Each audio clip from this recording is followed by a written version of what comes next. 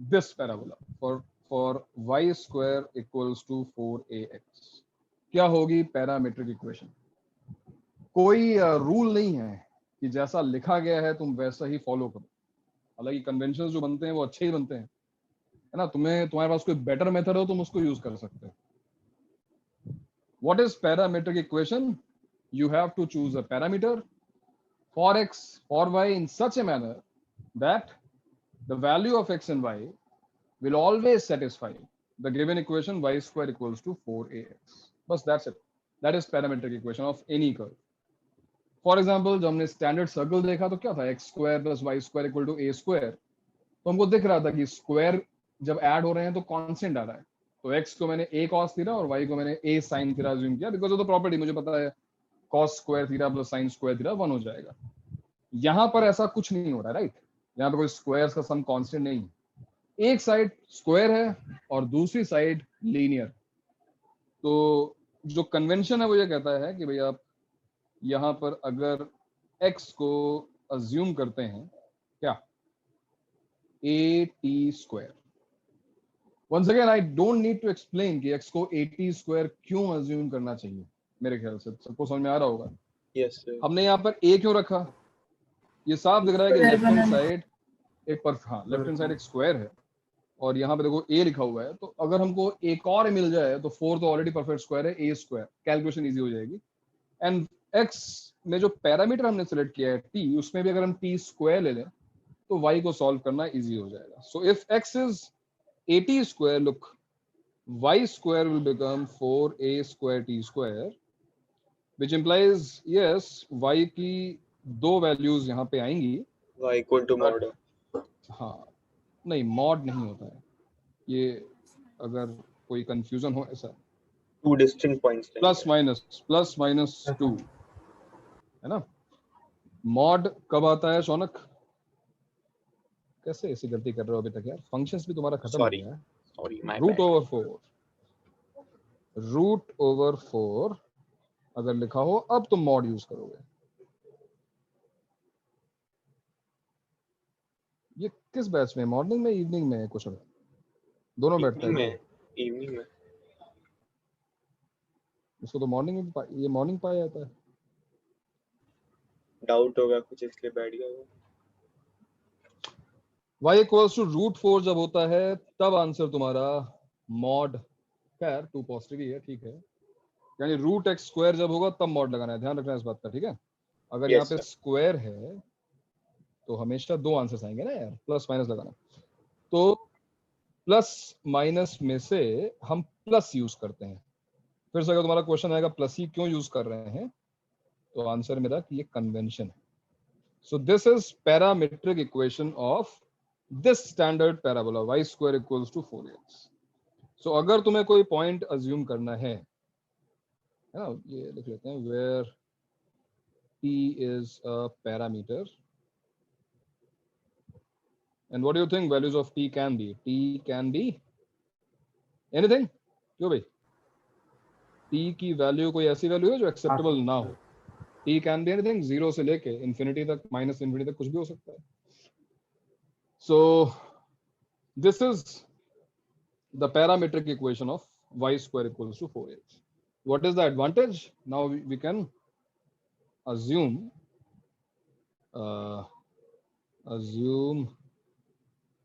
a point on y square equals to 4x as at square comma 2at.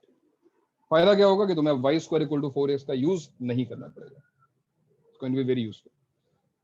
अब दूसरा जो हमारा standard parabola है सर, जो हम टी स्क्वायर यूज करेंगे तो टी जो आएगा वो मॉड में होगा। फिर से बोलो तुरंत, क्या बोल रहे हो, कौन सा मॉड में होगा? जो हम टी स्क्वायर यूज कर रहे हैं तो जब टी आएगा तो वो प्लस वाला। अच्छा, तुम t की वैल्यू की बात कर रहे हो, मतलब तुम कह रहे हो कि अगर x दिया जाए और t निकालना हो, देखो t निकालने के लिए y कोऑर्डिनेट बेटर है ना, x वाले केस में तो हम कंफ्यूज हो जाएंगे, बात सही है। जैसे मैंने कहा, तुम्हारा क्वेश्चन ये है, देखो कि मान लो पैराबोला है y square equals to 4x, ठीक है, इस पर एक पॉइंट लेते हैं तो वैसे लॉजिकल है ना कि दो वैल्यू ऑफ टी के लिए एक वैल्यू ऑफ एक्स आ रही है, हाँ क्योंकि वो बात दो सही है, वैल्यू ऑफ वाई के अगर लिए एक तो देखो डबल देखो ऑन एक वैल्यू ऑफ एक्स। लेकिन अगर एक फिक्स पॉइंट दिया हुआ है, मान लो ये, और मुझसे पूछा गया कि बताओ उसका पैरामीटर की वैल्यू क्या है, टी की वैल्यू क्या है, यहाँ पे ए की वैल्यू 1 है। अब इस टाइम पर अगर तुम देखो ना 1,2 इसको सेटिस्फाई कर रहा है, तो 1 इक्वल्स टू अगर तुम रखोगे AT स्क्वायर यानी टी स्क्वायर, तो यस यहाँ से दो वैल्यूज मिलेंगी, बट उसके साथ साथ जैसे ही तुमने y कोऑर्डिनेट यहाँ पे रखा, y कोऑर्डिनेट देखो 2 है, तो 2 इक्वल्स टू 2t, अब तुम्हें t की एक ही वैल्यू मिलेगी। और अगर तुम यहाँ पे चेंज कर दो, तुम कहते हो ठीक है मुझे y कोऑर्डिनेट नहीं दिया गया है, मान लो ये 1,y1, now that make sense कि यहाँ पर अगर y कोऑर्डिनेट नहीं पता है हमको, तो यहाँ पे दो पॉसिबिलिटीज हैं, है ना, क्योंकि x इस पैराबोला को देखो, ये पैराबोला ये वाला पैराबोला है, अगर हमने x इक्वल्स टू 1 रखा, तो x इक्वल्स टू 1 लाइन इस पैराबोला को 2 पॉइंट्स पे कट करेगी, इसलिए t की 2 वैल्यूज या y की 2 वैल्यूज आने ही वाली है ना।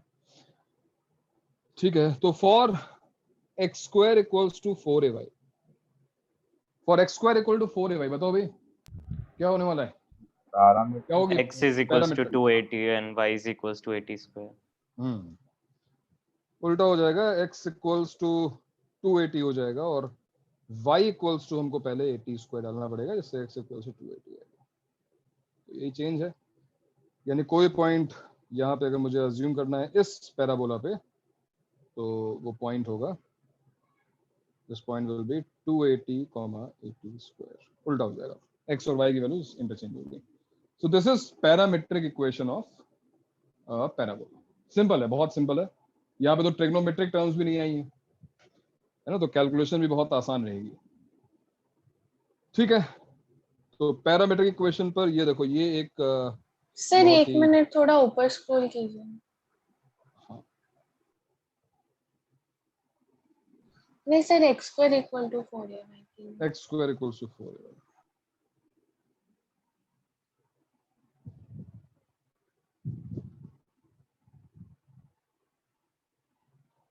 अरे कुशल, कुशल तो किस बैच में है, मॉर्निंग में इवनिंग में है भाई? कुशल दोनों में है क्या?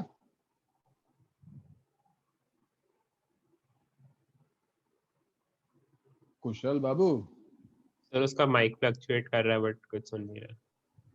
अच्छा बोलने की कोशिश कर रहा है वो, मुझे लग रहा है इस बैच वाले लोग कुछ ज्यादा ही शर्मा रहे हैं आजकल, इनसे लग रहा है बात करनी पड़ेगी।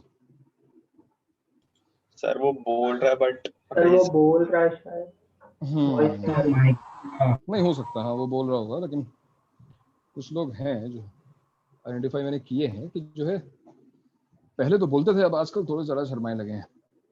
देखो ये क्वेश्चन देखो, ये क्वेश्चन देखो, पहला तो हमने कर ही लिया है, दूसरा देखो, find the parametric equation of this parabola, second part. Second part में कोई दिक्कत लग रही है किसी को? x minus 1 whole squared is equal to minus 12 y minus 2।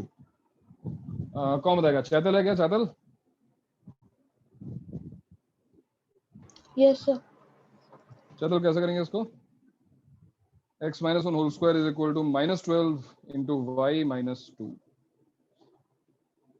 मुझे इसका पैरामीट्रिक इक्वेशन चाहिए। तुम्हारे पास x square equal to 4ay का पैरामीट्रिक इक्वेशन ऑलरेडी है। क्या है वो? x equal to 280, y equals to 80 square. Now can you find parametric equation of this parabola?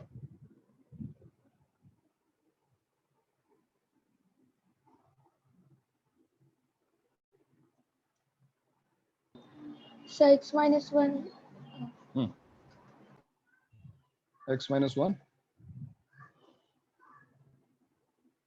yes yes,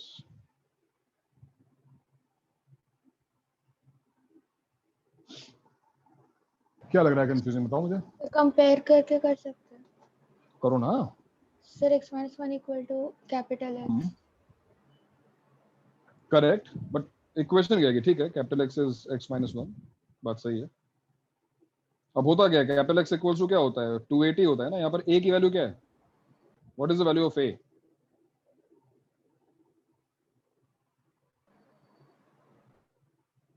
sir -3। -3, तो 280 क्या हो जाएगा अगर a -3 है So तो -60. -60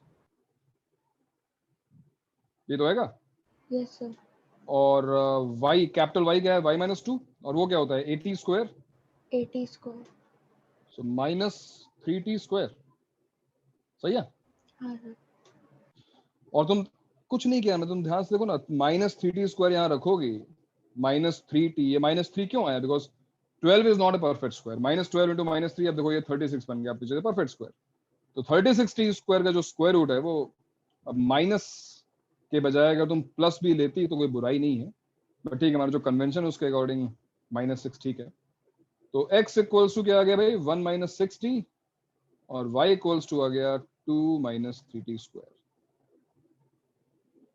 So all you need to know is that if you have to assume a point on this parabola, इस parabola पे अगर तुम्हें एक point assume करना है, so this could be a better choice. Why? Because the number of variables is reduced to 1. हमको x1 y1 नहीं हमको बस t की टर्म्स में ये पॉइंट मिल जाएगा और आगे जो भी पूछा जाएगा उसका आंसर निकल जाएगा। ठीक है तो ठीक है पैरामीट्रिक इक्वेशन पे अभी फिलहाल इसका एप्लीकेशन आगे आगे आएगा इस पर अभी हम फिलहाल यही क्वेश्चन करते हैं किसी को नोट करना हो तो नोट कर सर लो। माइनस वाले जो पॉइंट्स मिस हो गए अगर वो हमारा सोल्यूशन हुआ तो कौन से पॉइंट्स मिस हो गए? कोई पॉइंट मिस नहीं हुआ है कोई पॉइंट मिस हो ही नहीं सकता ना। तुम बताओ कौन से पॉइंट मिस हो सकते हैं बताओ। अच्छा नहीं सर वो 1 ± 60 वाला लग रहा था नहीं बट वो हो क्योंकि जाएगा। हाँ टी नेगेटिव आ जाएगा अपने आप है ना। हाँ सर वो कवर देखा। कर देगा उसको।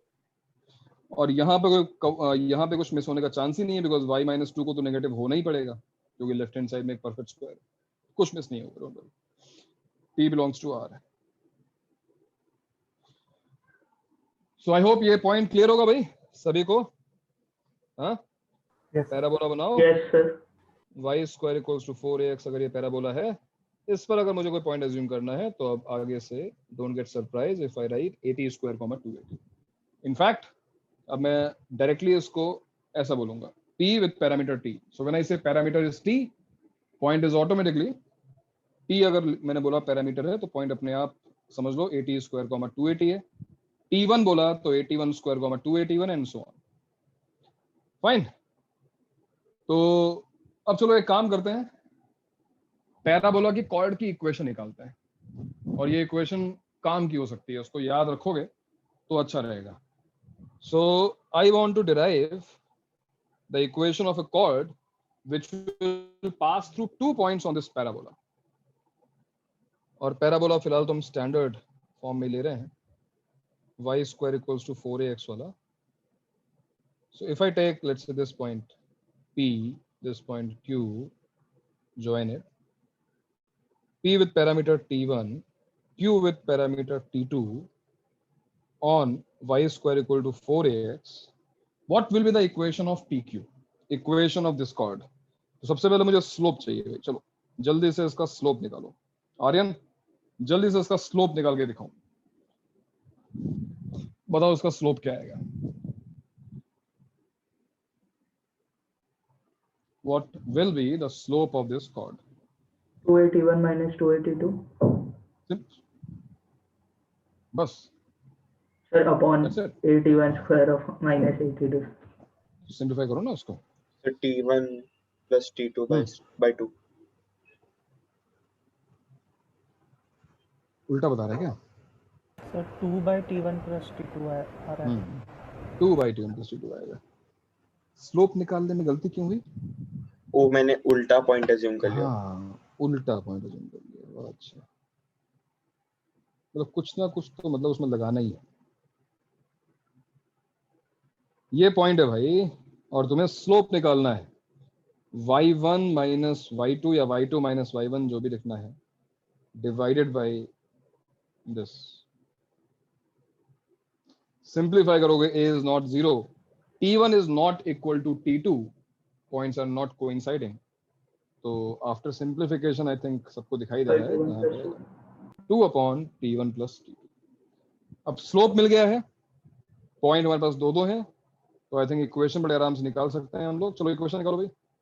इक्वेशन क्या आ रही है y - y1 is equal to slope 2 upon t1 plus t2 into x minus a t1 square. Equation of chord ऐसे कुछ आनी चाहिए, इसको सिंप्लीफाई करो जितना कर सकते हो और मुझे फाइनल आंसर बताओ सिंप्लीफिकेशन के बाद। For example t1 plus t2 को हम क्रॉस मल्टीप्लाई कर लें, क्यों ना t1 प्लस t2 बाई 2 को क्रॉस मल्टीप्लाई कर लें, तो ये 2 2 कैंसिल हो जाएगा, यहाँ पे जाएगा a t1 into t1 plus t2 is equal to x minus a t1 square. Shifting all terms to one side, चलो RHS में शिफ्ट कर लेते हैं। x minus y t1 plus t2 by 2, a t1 square में दिख रहा होगा cancel होगा, तो यहाँ पे आएगा plus a t1 t2 equals to 0।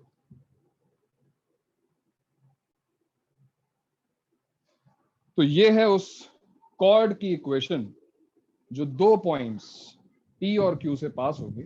P और Q कौन से पॉइंट्स हैं? जिनके पैरामीटर्स T1 और T2 हैं। कॉर्ड की इक्वेशन निकालने में टाइम लगेगा, मतलब ये 30-40 सेकंड्स वाली बात है, बट अगर याद रखोगे तो 30-40 सेकंड्स बचा लोगे, और क्या है ना। आगे हो सकता है वर्किंग बहुत ज्यादा हो तो हर एक सेकंड बहुत इंपॉर्टेंट होता है, इसलिए कॉर्ड की इक्वेशन याद रखना। सर हम बिना पैरामीट्रिक फॉर्म यूज किए नहीं निकाल सकते इक्वेशन?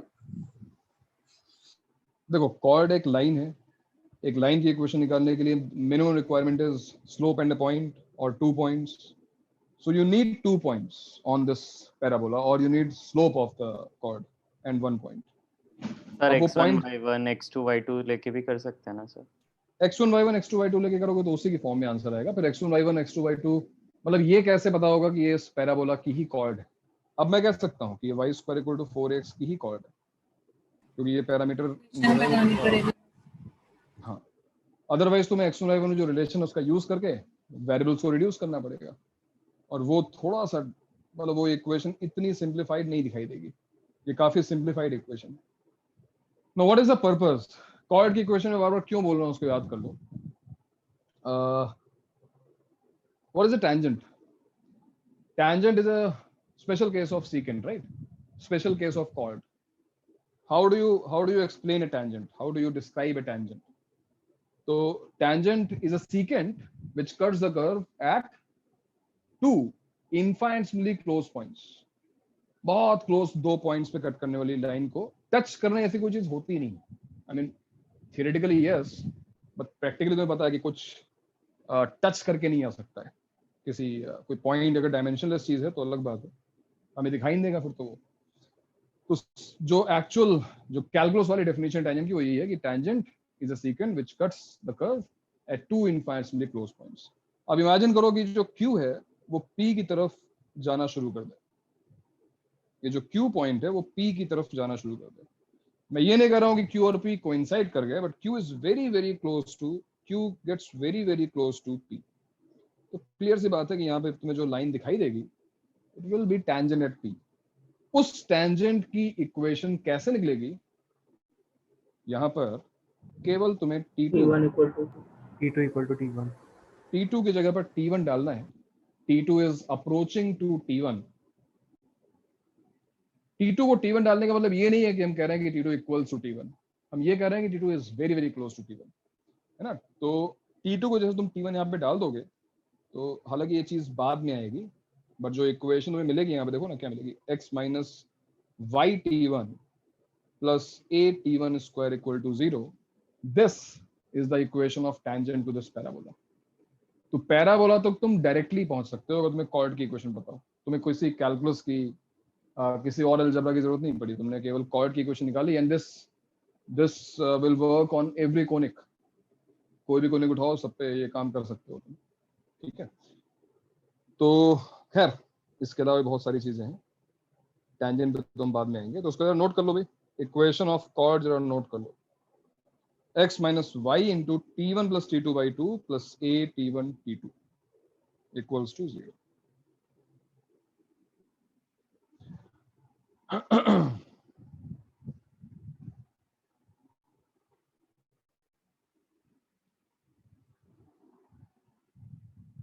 खुशी खुशी है क्या भाई? Yes sir. खुशी मुझे बताओ कि तुमने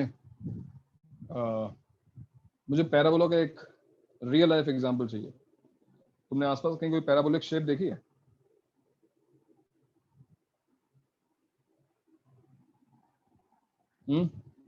How frequently do you see a parabola? Anyone? Sir headphones. Headphones? नहीं सर, नहीं सर। Headphones तुम्हें क्यों लगता है कि पैराबोलिक होने चाहिए? Sir, projectiles. Sir rocket fountain rainbow. Side से आता है। सर मैगडी का सिंबल। मैगडी का सिंबल पैराबोलिक है वो पक्का? अरे हाँ सर, वो पैराबोलिक है ना सर, क्योंकि थोड़ा अजीब सा एम लिखा रहता है। सर पता नहीं, मतलब आगे जाके सर जब क्रिकेट बॉल को मारते हैं तो 6 जाता है तब। हाँ नहीं सही बात है, 6 जाएगा। किसी को भी तुम उठा के फेंक दोगे तो पैराबोलिक पाथ बनेगा। सही बात है, वो दिखता थोड़ी ना है हमको, उसका ट्रेस कर रहे हो क्या? सर डॉट डॉट दिखाई दे में रहा है। जैसे मैं पूछ रहा हूँ कि सर frequently वो केव्स कौन सा case? Caves cage. CAV cave, गुफा गुफा। अब बनाना। अब मतलब कोई भी चीज जो घूमी हुई है वो पैराबोला है तुम्हारे लिए। मतलब तुम लोग क्या, मतलब मैथमेटिशियंस हो, मतलब तुम ब्रेक मैथमेटिक्स जैसा। पढ़ते हो कि तुम मतलब हिस्ट्री के स्टूडेंट्स हो कि तुमने देखा पैराबोला वो घुमा हुआ होता है? तो दुनिया में जो भी चीज घूमी हुई है वो पैराबोला होगी। जलेबी भी जो है अगर तोड़ दो इतनी तो पैराबोला बन जाएगी। Sir headlight of car. Sir brake. अगर ट्रेसिंग सबसे पहला एग्जांपल आता है मिरर, कॉनकेव मिरर। हाँ ठीक है, मिरर्स होते हैं पैराबोलिक। सर मेरे सारा सर बट वो तो तुम्हारा- स्फेरिकल का पार्ट होता है ना। ये तुम्हारा जरूरी जो गाड़ी की जो हेडलाइट है ना, तो हेडलाइट में पीछे जो मिरर होता है वो पैराबोलॉइड है, मतलब वो 3D पैराबोला है एक तरीके से। और उसका पैराबोला होने का रीजन है क्योंकि पैराबोला की ये प्रॉपर्टी है, अभी हम आगे पढ़ेंगे इसी चैप्टर में। इसका जो बल्ब है गाड़ी का वो उसके फोकस पे रहता है, तो यहाँ से जो लाइट रे निकलेगी वो after reflection it will almost go, because theoretically तो यस हमेशा पैरेलल होनी चाहिए, बट प्रैक्टिकली तो डिस्पर्जन हो जाता है। बट जितनी भी लाइट रेज कोस्टर के स्टार्टिंग का पार्ट। तुमने क्या प्रूव किया कि वो इक्वेशन, मतलब उसकी इक्वेशन पैराबोला आएगी, या केवल देखने में लग रहा है ऐसा? मुझे बताओ तरुण, क्या तुमने कहीं पढ़ा है कि वो पैराबोला ही होना चाहिए स्टार्टिंग वाला? अगर तुमने पढ़ा है तो अलग बात है। सर सोलर पैनल्स में भी होता है पैराबोला। यस। तो सबसे पहला एग्जांपल तो ये है जो हमारी गाड़ी की हेडलाइट है। उसके बाद सोलर पैनल्स, या फिर तुम्हारी जो डिश एंटीना, अपना टाटा स्काई वाला जो डिश एंटीना है, for the same reason dish antenna की जो शेप है, सर्कुलर शेप बात नहीं कर रहा हूँ मैं, जो अंदर जहां पे डिवाइस लगी देख रहे हो वो पैराबोलॉइड है, वो 3D पैराबोला है। उसका रीजन क्या है कि जो ट्रांसमीटर है जो सिग्नल रिसीव कर रहा है, तो छतरी हमारी अगर पैराबोलिक शेप में होगी तो जितनी यहाँ पर सिग्नल्स आएंगे वो आफ्टर रिफ्लेक्शन इस डिवाइस पर कन्वर्ज हो जाएंगे। लेकिन वो तो कॉनकेव मिरर भी कर देगा ना। Concave mirror is actually a parabola. वो जो शेप है ना उसको तुम सर्कुलर, स्फेरिकल जो भी बोलते होगे, लेकिन वो एक्चुअली पैराबोलिक है। ये प्रॉपर्टी पैराबोला की है, सर्कल की नहीं। तो पैराबोला बहुत फ्रीक्वेंटली हमारे आमने सामने रहता है। ठीक है, किसी चीज को फेंक दिया वही पैराबोलिक पाथ पे जाएगी, बट ऐसे शेप्स बहुत सारे तुम्हें पैराबोलिक दिखेंगे जो तुम नोटिस भी नहीं करते। ठीक है, तो वो चैप्टर में पढ़ रहे हैं। और तो पैराबोला कैसे होगा? कौन सा क्या पैराबोला होगा? कॉनकेव मिरर तुम्हें क्या लगता है क्या होना चाहिए? पार्ट है ना सर, स्फीयर का। हाँ, स्फीयर का पार्ट है ना। स्फीयर का पार्ट अगर वो होता, अगर वो स्फीयर का पार्ट होता, चलो अज्यूम करते हैं कि वो स्फीयर का पार्ट है, ओके ठीक है। अब एक लाइट रे आती है, ठीक है, इतना तुम्हारा है मान लो, ये ठीक है, यहाँ पे लाइट रे आती है। आफ्टर रिफ्लेक्शन क्या होना चाहिए, क्या लगता है? After reflection enter. हाँ भाई, रिफ्लेक्शन के जो लॉज हैं उसके अकॉर्डिंग ये रहा इसका सेंटर, तो ये नॉर्मल हो गया। यस। और यहाँ से ये रे निकल जाना फोकस। ठीक, right. Now assume there is another line, एक और इंसिडेंट रे है और ये हमारी नॉर्मल हो गई, तो यहाँ से पास होनी चाहिए. Do you think every incident ray, अब मैं कोई भी इंसिडेंट रे बनाऊं, क्या रिफ्लेक्ट होगे वो इसी पॉइंट से पास होगी? कोई भी इंसिडेंट रे क्या इसी पॉइंट से पास होनी चाहिए? तुम्हें लगता है ऐसा? सर वो पॉइंट जिस लाइन पे वो एंटायर लाइन से पास होगी. नहीं, लाइन तो वो तो कट करेगी यार, ऐसा नहीं होगा. ये प्रॉपर्टी पैराबोला की है. स्फेरिकल मिरर वो बोलते हैं भाई, फिजिक्स वाले क्या करते हैं, थोड़ा सा घूमा उसको सर्कल मान लिया, थोड़ी दूर गए इसको इन्फिनिटी मान लिया. तो फिजिक्स वालों की प्रॉब्लम ये है. 3/4 tan इनवर्स 3/4. हाँ, tan इनवर्स 3/4 को उन्होंने 37 डिग्रीज मान लिया. तो ये फिजिक्स में होता है. तो वो कर्वेचर इतना मतलब क्लोज है स्फीयर होने, या जो पैराबोलॉइड है वो टेंडिंग टू बी स्फीयर है, तो उन्होंने अज्यूम कर लिया कि भाई स्फीयर ही है, स्फीयर से हम काम चला लेंगे. बट एक्चुअल शेप अगर मैथमेटिकली बताऊं तो वो पैराबोलिक है, वो पैराबोलॉइड है. तभी ऐसा हो सकता है कि जो भी रे आएगी parallel to the axis, it will converge to a point, otherwise it will not happen. Sir megaphone भी कैसे? अगर उसको कंस्ट्रक्ट करेंगे, मतलब मेगाफोन जो रहता उसका वो सब मटेरियल हटा के और उसको कंस्ट्रक्ट करेंगे तो आई गेस वही बनेगा. अब मैंने पढ़ा तो नहीं इसके बारे में, लेकिन अगर इक्वेशन वो आती है तभी उसको पैराबोला बोला जाएगा. Every shape which looks like this is not a parabola, right? क्योंकि हो सकता है कि इसको आगे कंटिन्यू करें तो ये एलिप्स बन जाए. Can be anything. छोटे से छोटा पार्ट उसकी इक्वेशन डिफाइंड होगी. You don't need to guess. अगर कोई भी कर्व, कोई भी आर्क दिया हुआ है, कंटिन्यू करने के बाद वो क्या बनने वाला है वो फिक्स हो चुका है. इतना ही लेंथ काफी है. फिजिक्स नहीं है, मैथ्स है, ये ध्यान रखना. तो स्टॉप गेसिंग, इक्वेशंस पे ध्यान देना अगर मिलती हैं तो, अदरवाइज उसकी ज्योमेट्रिकल प्रॉपर्टीज पे ध्यान, तब तुम शेप को आइडेंटिफाई कर सकते हो. आगे बढ़ते हैं. अब आते हैं अब हम कॉर्ड की डेफिनेशन या कॉर्ड की जो इक्वेशन निकाली उसका एडवांटेज कहाँ पे है. तो मान लो कोई क्वेश्चन ऐसा पूछता है, इसमें नेक्स्ट क्वेश्चन क्या है, हाँ राइट, यही क्वेश्चन पहले चलो करते हैं कि if T1 and T2 are end points of a focal chord, then show that T1 T2 equals to -1, and this point is important. इस पॉइंट को ध्यान रखना है, ठीक है. ये बात फिर से इसी पैराबोला की हो रही है. स्टैंडर्ड जो पैराबोला है हमारा, इसी की बात हो रही है. तो अगर हमारा एक पॉइंट है, मान लो ये P, जिसका जैसे हमने T1 अभी मैंने तुम्हें बताया, ये पॉइंट है Q, this is T2, join this, and this is a special chord which is passing through focus. This is the focal chord. तो अगर ये फोकल कॉर्ड है तो प्रूव करना है T1 T2 इक्वल्स टू -1 होगा. बताओ क्या स्टेप्स होंगे भाई, कैसे करोगे इस काम को, कैसे प्रूव करोगे? सर वो जो इक्वेशन था वो a,0 से पास कर जाएगा. एग्जैक्टली. यहाँ पर इस इक्वेशन निकालने का पहला एडवांटेज ये है कि अब हमें कुछ नहीं करना है. T1 T2 से पास होने वाली इक्वेशन मुझे याद है. Equation of the chord is x minus y, arithmetic mean T1 plus T2 by 2, देखो ना, T1 plus T2 by 2 plus a geometric mean का square, T1 T2 equals to 0 product. तो इस इक्वेशन को, क्योंकि ये फोकल कॉर्ड है, a,0 satisfy करेगा. तो डाल दो a,0, a,0, a, this part is 0 now, plus a T1 T2 equals to 0. Clearly T1 T2 equals to -1. तो ये क्वेश्चन तो हमने सॉल्व कर ही लिया, लेकिन ये रिजल्ट अब याद रखना ज्यादा इंपॉर्टेंट है. इस रिजल्ट को याद रखना इंपॉर्टेंट है, ध्यान रखना. क्यों इंपॉर्टेंट है इस रिजल्ट को याद रखना? क्योंकि मान लो किसी क्वेश्चन में ऐसा कहा जाए कि ये रहा हमारा parabola, y square is equal to 4x, y square equals to 4x हमारा एक पैराबोला है, और इस पर मैंने एक पॉइंट पिक किया है.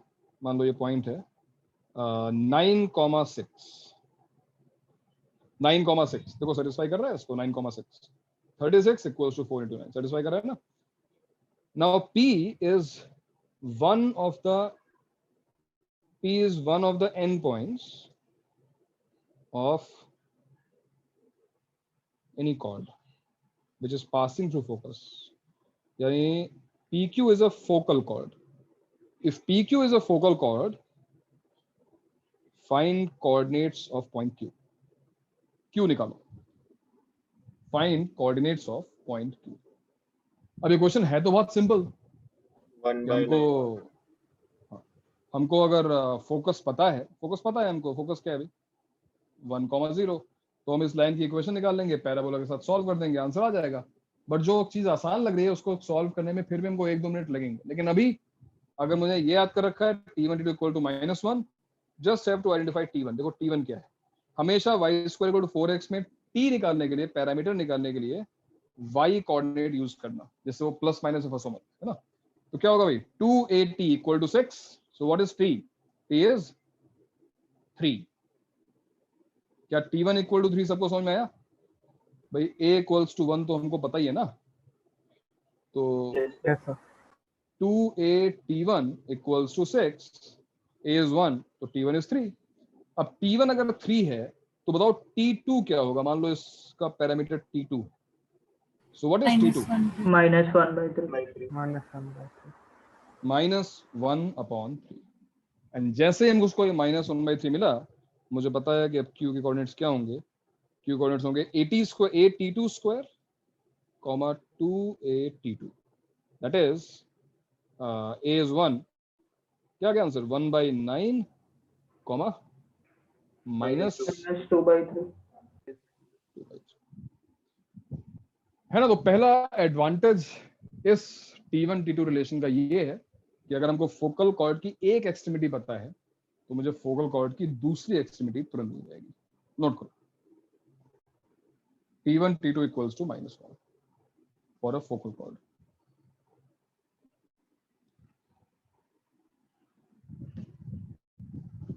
सर प्लीज थोड़ा ऊपर कीजिए ना, थोड़ा सा लिख. बस और बोलो. नहीं सर इतना ही. सर हो गया लिख के. हो गया. हाँ.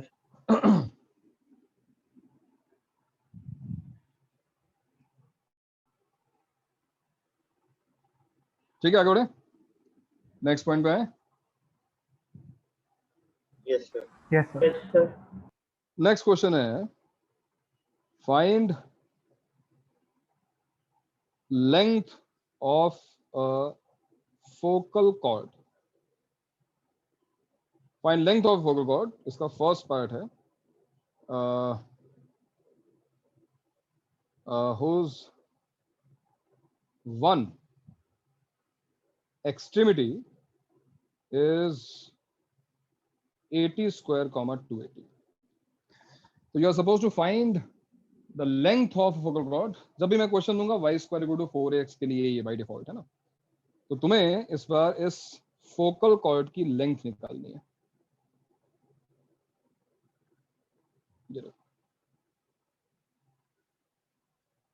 PQ, तुम्हें इसकी लेंथ निकालनी है फोकल कॉर्ड. जहां पे तुम्हें P पता है, मतलब एक पॉइंट तुम्हें पता है, इट इज 80 स्क्वायर, 280. यानी आंसर जो है वो इन टर्म्स ऑफ T ही लाओगे तुम. आंसर जो है वो इन टर्म्स ऑफ T आना चाहिए. ए तो आएगा ही, ये तो कांस्टेंट है ही. चलो स्टार्ट करो भाई. कैसे करेंगे उस क्वेश्चन को? है तो बड़ा आसान. कैसे स्टार्ट करोगे? t1 t2 इक्वल टू -1 से निकाल के डिस्टेंस फॉर्मूला. t2 जो होगा वो -1/3. डिस्टेंस. तो क्या होगा भाई? t2 क्या होगा? -1/t. -1/t. ये हो जाएगा a/t स्क्वायर, यस -2a/t. सही बात है. अब हम डिस्टेंस फॉर्मूला यूज करते हैं. So pq is root over क्या आ जाएगा? 80 square minus a/t square whole square plus 280 plus 2a/t का whole square. x1 minus x2 whole square, y1 minus y2 whole square. अब तुम इसको जितना सिंप्लीफाई कर सकते हो सिंप्लीफाई करो और बताओ फाइनल आंसर तुम्हारा क्या आ रहा है. क्या आ रही है इसकी लेंथ?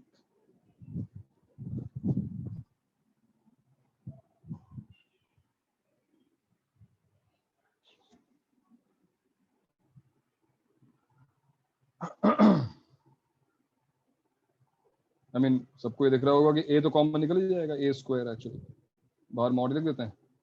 अब यहाँ पर क्या बचा, t square minus 1/t square का whole square which is t plus 1/t का whole square, t minus 1/t का whole square and plus 4 times t plus 1/t का होल स्क्वायर।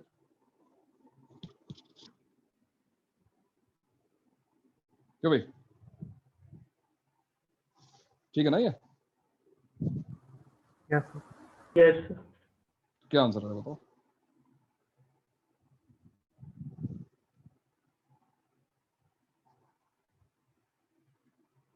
क्या है फाइनल आंसर? अच्छा है, याद हो सकता है, नहीं हो सकता है।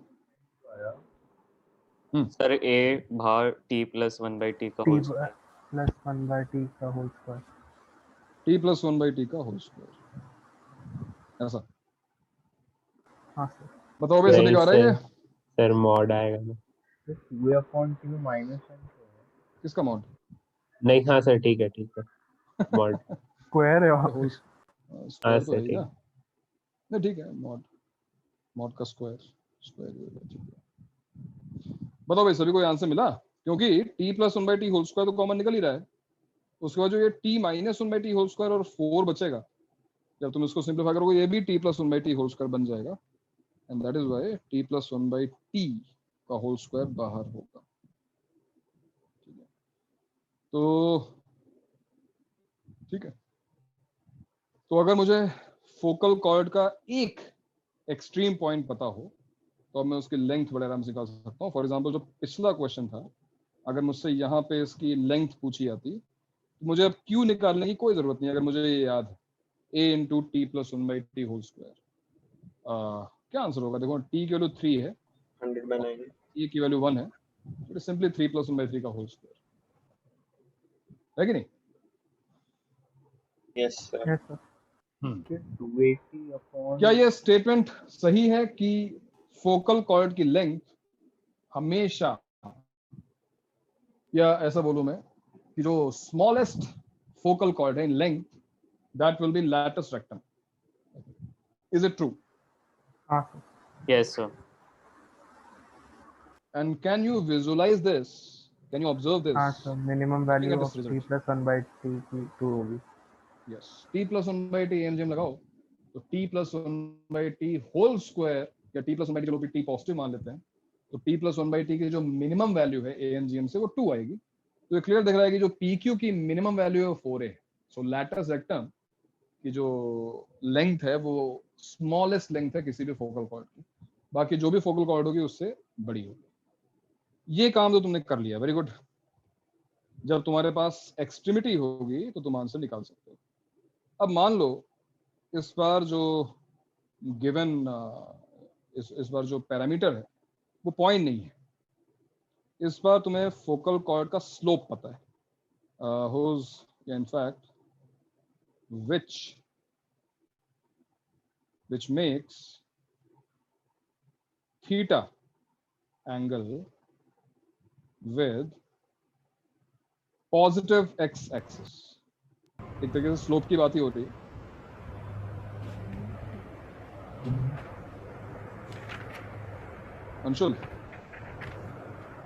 अंशुल म्यूट करना भाई।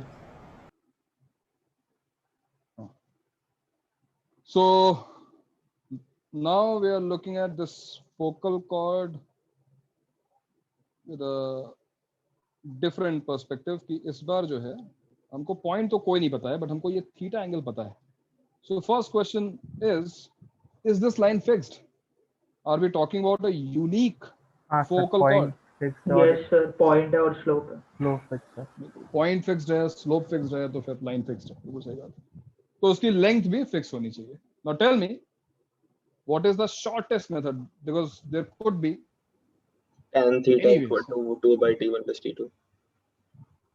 सर tan स्लोप theta निकाले। equals to 2/t1 plus t2। चलो पहले इस पे वर्क करते हैं। अब ये जो रिस्पॉन्स था ये अच्छा था, तो उसे तुरंत कनेक्ट किया। क्यों कनेक्ट किया? क्योंकि पहले तुमको थीटा में आंसर निकालना है, और दूसरी बात यह है कि अगर मुझे पॉइंट पता है तो मैं आंसर ऑलरेडी निकाल चुका हूं। अगर ये आंसर मेरे पास है, तो ये method definitely this will be the best method. देखो ना, हमको ये बात पता है कि स्लोप ऑफ एनी कॉर्ड होता है 2/t1 + t2। ठीक, मान लो कि ये पॉइंट t है, तो आई डोंट थिंक तुम्हें बताने की जरूरत है कि यहाँ पे ये पैरामीटर -1/t होगा। सो what is tan theta, what is slope of focal cord, क्या होगा भाई, 2/t, t1 की जगह पे t और t2 की जगह पे -1/t। बताओ भाई, ये बात समझ में आ रही है? हाँ, यस सर। ठीक है, तो tan theta is 2/t - 1/t, ये हमको पता चल गया।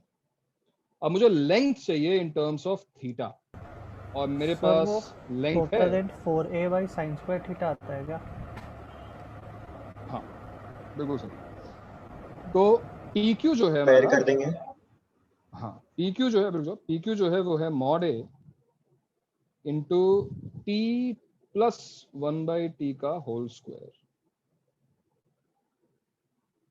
तो कहीं ना कहीं हमको t को एलिमिनेट करना है, और t को एलिमिनेट करके मुझे थीटा की टर्म्स में आंसर चाहिए।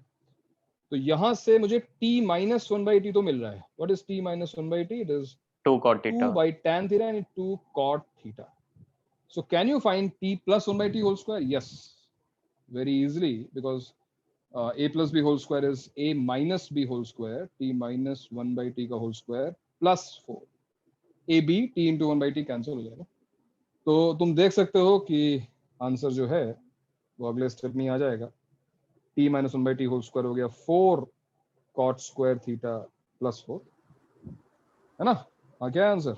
4 mod a cosec square theta। एक बार फिर, ये स्मॉलेस्ट कब होगा? जब cosec square थीटा 1 होगा, यानी थीटा जब 90 होगा, यानी लैटर सकता। और ये मैक्सिमम कितना हो सकता है? बहुत ही क्लियर बात है, cosec theta goes to infinity, तो फोकल कॉर्ड की लेंथ इंफिनिटी हो सकती है, मतलब बहुत बड़ी हो सकती है। तो अब तुम्हारे पास अगर वो एंगल है, अगर तुम्हें पता है कि फोकल कॉर्ड किस एंगल क्या एंगल फॉर्म कर रही है एक्स एक्सिस के साथ, तो भी तुम उसकी लेंथ निकाल सकते हो। ये रिजल्ट याद रखना, क्योंकि कुछ क्वेश्चन हो सकता है फिर ओरली सॉल्व हो जाए, ऐसे अगर आते हैं। नोट करो, और इसके साथ साथ ये भी सोचो, क्योंकि अभी हमने एक ऐसा रिजल्ट यूज किया, this one is also important, जो हमने पहले डिराइव किया है।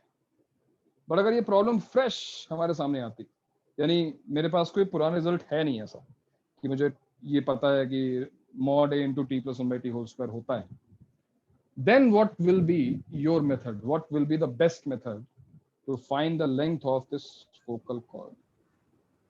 सर और मैं इसलिए इक्वेशन कह ऑफ रहा हूँ पैराबोला बिकॉज पता है, और हमें उसकी इक्वेशन कॉर्ड m पता है हमें। सर तो कॉर्ड की इक्वेशन को पैराबोला के साथ सॉल्व कर लेंगे। हाँ सॉल्व कर लेंगे। दुख की बात है कि सर वो कर सकते हैं आंसर, क्या? हाँ सर वो पैरामेट्रिक फॉर्म अज्यूम करके, यस, वो होता है ना कि वो HP में होता है। नहीं वो अभी मैंने बताया नहीं, और उसकी कोई जरूरत भी नहीं है। वो भी प्रूफ करने के लिए हम वही मेथड यूज करेंगे। बट जैसे उसने बोला पैरामीट्रिक फॉर्म, सपोज क्लिक किया, तुम लोग बार बार क्यों भूल जाते हो यार? स्लोप। यही नहीं, मैं कह रहा हूँ कि parametric equation of a straight line क्यों भूल जाते हो? Parametric equation of straight line कितनी आसानी से इन क्वेश्चंस का आंसर दे सकती है। सोचो कि मुझे इस लाइन सेगमेंट की लेंथ निकालनी है। किस लाइन सेगमेंट की? जिसके बारे में मुझे बताया कि एंगल थीटा फॉर्म कर रही है और ये इस पॉइंट a,0 से पास कर रही है। कितनी आसानी से इसके आंसर तक पहुंचा सकता है using parametric equation of straight line. क्या इक्वेशन होगी भाई स्ट्रेट लाइन की? PQ की इक्वेशन क्या होगी पैरामीट्रिक फॉर्म में? What is equation of PQ? बताओ तुलिका क्या होगी इक्वेशन? बताओ parametric equation of the straight line. Tulika, took break. और कौन बता रहा है? सर मतलब t के टर्म्स में I want parametric equation of this line. The given data is point A, 0, angle theta with x-axis. तो in terms of theta और A तो बताना होगा तुमको, और क्या? महक बताएगी? Yes, sir. What is the equation of PQ, parametric equation of this line? Sir हम वो यूज कर सकते हैं x minus x1 divided by cos theta. वही हाँ, x minus what is x1? A. A. Yes, sir. Divided by Cos theta. cos theta. Y minus 0 Divided by divided sin by theta. sin theta equals to R. Parametric equation तीसरे chapter में आ चुके हैं, और मैं जो है इसके बारे में I started bragging about it right from the beginning. Straight line, जहां से मैंने कहा था कि बहुत यूजफुल है. जब भी तुम्हें लाइन पे डिस्टेंस निकालनी हो, ये करना हो, तुम हर बार भूल जाते हो यार. जब कब तक तुम बोलते रहोगे कि लाइन की इक्वेशन निकालेंगे, कर्व साथ सॉल्व करेंगे, दोनों पॉइंट निकलेंगे, डिस्टेंस सॉल्व लगाएंगे, ये सुनने में बड़ा अच्छा लगता है कि मैं पढ़ाई करूंगा, बहुत पढ़ाई करूंगा, मैं फिर उसके बाद जो है डेली 9 घंटे पढ़ूंगा, 10 घंटे पढ़ूंगा, उसके बाद मैं जेई में टॉप करूंगा, AIR1. ये सब सुनने में अच्छा लगता है, करने में डिफिकल्ट है. हालांकि ये काम इतना डिफिकल्ट नहीं है, AIR1 जितना डिफिकल्ट नहीं है कि लाइन को पैरेलल से सॉल्व करना है, पॉइंट आ जाएगा. बट हमें थोड़ा स्मार्ट बनना पड़ेगा यार. मैं कब तक तुम्हें रिमाइंड कराता रहूंगा पैरामीट्रिक इक्वेशन के बारे में? इसको याद करो ना. Parametric equation of straight line हमेशा यूज करो जब तुम्हें एक डिस्टेंस कवर करनी हो किसी लाइन पर. So x minus a upon cos theta, y upon sin theta equals to r. r के बारे में तुम्हें अच्छे से पता है कि ये पैरामीटर डिस्टेंस देता है किसी वेरिएबल पॉइंट की इस फिक्स पॉइंट a, 0 से, और ये साइंड होता है पॉजिटिव और नेगेटिव. y कोऑर्डिनेट बढ़ रहा है तो r पॉजिटिव होता है, y कोऑर्डिनेट कम हो रहा है तो r नेगेटिव होता है. इतना रिवीजन काफी है आई थिंक. अब बताओ कैसे यूज करोगे इस इक्वेशन का? कौन बताएगा क्यों लिखा मैंने इस इक्वेशन को? How is this going to be helpful? Point हमको ऑलरेडी पता है. मतलब कौन सा पॉइंट पता है? A, 0. हम P निकाल लेंगे ना, P x जो आएगा वो P रहेगा. देखो अगर हम P निकालेंगे तो इस फॉर्म की कोई जरूरत ही नहीं है ना. अगर मैं पॉइंट P निकालूंगा तो मुझे इस फॉर्म की कोई जरूरत नहीं. वापस वही आ जाएगा. एग्जैक्टली. पैरामीट्रिक फॉर्म की का एडवांटेज यही है कि तुम्हें वो पॉइंट निकालने की जरूरत नहीं पड़ेगी, तुम्हें सीधे उसकी लेंथ मिल जाएगी. This is a bit appalling. मतलब ये थोड़ा सा क्यों ऐसा होता है मुझे समझ नहीं आ रहा है. दो चैप्टर्स तुमने क्या पैरामीट्रिक इक्वेशन यूज नहीं किया? Tell me. Parametric equation of straight line को तो मैंने बहुत एग्जांपल्स कराए थे उस टाइम पर, हालांकि बहुत दिन हो गए मानता हूं, लेकिन क्या वो चीज यूज नहीं हुई आगे चल के कभी? सर्कल्स में कभी उसका एडवांटेज नहीं मिला? अरे क्या करेंगे, इन दोनों को आपस में सॉल्व ही तो करना है. अल्टीमेटली हमें इन दोनों इक्वेशंस को सॉल्व ही करना है, लेकिन हम XY के लिए सॉल्व नहीं करेंगे. अब हम इसको R के लिए सॉल्व करेंगे. I want length. देखो रखो इसको, बताऊं मैं क्या होगा y की value? R sin theta. R sin theta whole square is equal to 4a. What is x? A plus what is x? R cos theta. A plus R cos theta. And what do you get? You get a quadratic. R square sin square theta minus 4AR cos theta plus minus 4A square. 4A square equals to 0. क्यों मिल रही है quadratic? Quadratic क्यों मिल रही है? Because जो उसकी roots हैं वो दो रूट्स इसलिए आ रही हैं बिकॉज जिन दोनों इक्वेशंस को हमने सॉल्व किया है वहां पे ऐसी दो लेंथ्स पॉसिबल हैं. ये लाइन क्योंकि दो पॉइंट कट करेगी तो R1 भी पॉसिबल है, R2 भी possible. Now if you want to find the length of PQ, तो बताओ शौनक, अगर मुझे उसकी लेंथ निकालनी है तो मुझे क्या निकालना? माइनस क्या? नहीं, मैं पूछ रहा हूँ R1 R2 की टर्म्स बताओ. तरुण क्या बोल रहा है? सम ऑफ रूट्स. सर वही तो बोल रहा हूँ, माइनस b बाय. तुम दोनों को ना यहीं से मैं कुछ फेंक के मारूंगा, सीधे लगेगा सर पे. गधों, अभी पूरा रिवाइज करा दिया. ये भी बोल दिया कि ऊपर जाएंगे तो पॉजिटिव होता है, नीचे जाएंगे तो नेगेटिव होता है. क्या है वे, क्या हो गया तुम लोगों को? कॉन्सेप्ट भी याद नहीं आता। तुम्हें नहीं पता कि R2 नेगेटिव है R1 पॉजिटिव है? तुम्हें इसमें दिखाई दे रहा है? यही जाएगा पैराबोला, पैराबोलिक पाथ पे जाएगा इसमें, मिसाइल। सर हद मैंने हो गई यार। R2 को नेगेटिव वैल्यू देखो नहीं कोई यहाँ पे स्मार्टनेस में दिखाओ। मैंने साफ साफ लिखा हुआ है कि R1 R2 इसके रूट्स हैं। मैंने यहाँ साफ साफ दिखाया हुआ है कि R1 है, ये R2 है। तुमसे मैंने पूछा कि आंसर क्या होगा, तुमने क्लियरली बोला sum of roots, which is wrong. It is not sum of roots, no, क्योंकि R2 नेगेटिव है। R2 अगर नेगेटिव है और मुझे PQ चाहिए, तो PQ क्या है भाई? मेरे डायग्राम के अकॉर्डिंग PQ है R1 माइनस R2। मिस्टेक ना है तो मॉड लगा दो, तो मैं मॉड R1 माइनस R2 चाहिए, ये चाहिए तुमको।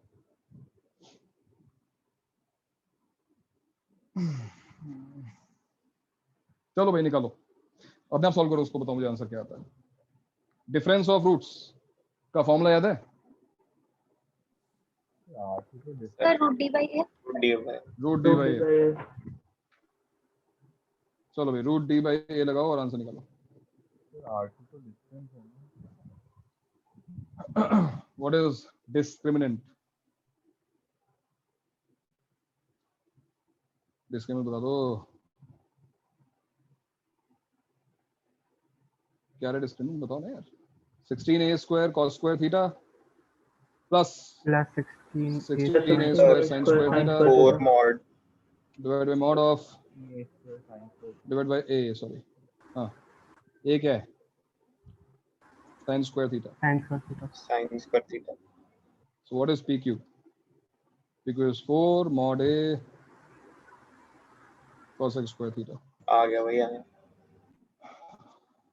नहीं आता अगर तुम R1 plus R2 निकालते आंसर लगाते तो तुम सोचते मैंने गलती क्या की यार। ये क्यों हो रहा है ऐसा भाई? तुम लोग क्या पैरामीटर की इक्वेशन यूज नहीं करते हो? यूज करो भाई।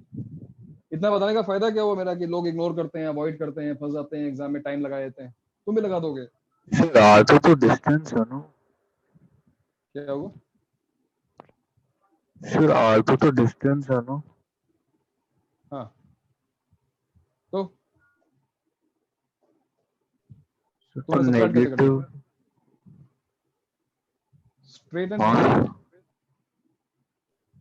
पैरामीटर की इक्वेशन ऑफ स्ट्रेट एंड पढ़ा है?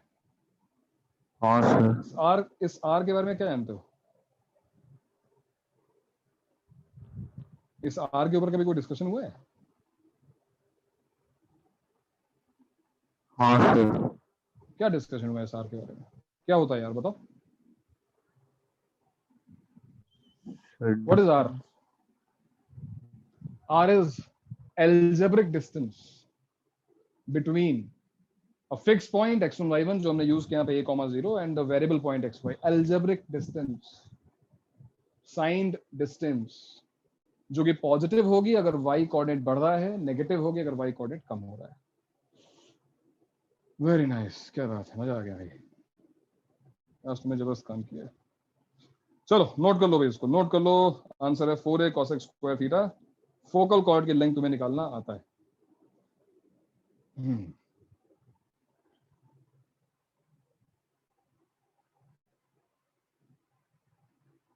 मीनवाइल ये भी एक काम कर लेते हैं, अगर ये नोट कर चुके हो। Find area of a triangle PQR where P has parameter T1, Q has parameter T2, R has parameter T3 in a simplified form। ठीक है, find the area of this triangle। हम बात कर रहे हैं कैसे ट्राइंगल की जिसको ये पैराबोला सर्कमस्क्राइब कर रहा है। इसके तीनों वर्टाइसेस से ये पैराबोला पास होता है। आगे चल के क्वेश्चंस में ये चीज काम में आएगी। So P is with parameter T1, Q with T2 and R with T3। चलो इस ट्राइंगल का एरिया फाइंड करो। एटलीस्ट ये तो नहीं भूले होगे। अगर ये भी भूल गए हो तो बताओ उसका एरिया का फॉर्म बताओ क्या? सर वही हाफ मॉड वाला ना? हाँ, शूलेस फॉर्मूला हमारे पास डिटरमिनेंट भी है, हमारे पास पुराना 10th वाला फॉर्मूला भी है, जो तुम्हें सही लगे उससे करो, लेकिन सिंप्लीफाइड फॉर्म में आंसर चाहिए। यानी पूरा बड़ा सा एक्सप्रेशन में बताओ, जितना तुम फैक्टराइज कर पाते हो फैक्टराइज करके आंसर बताओ। फाइनल आंसर फैक्टराइज फॉर्म में आना चाहिए। चलो किसके टर्म्स में आएगा सर? किसके टर्म्स में आएगा? T1 T2 T3 के टर्म्स में आएगा। T1 T2 T3 समझ में आता है ना? T1 का मतलब a T1 square 2a T1, T2 का मतलब a T2 square 2a T2, T3 का मतलब a T3 square 2a T3। ये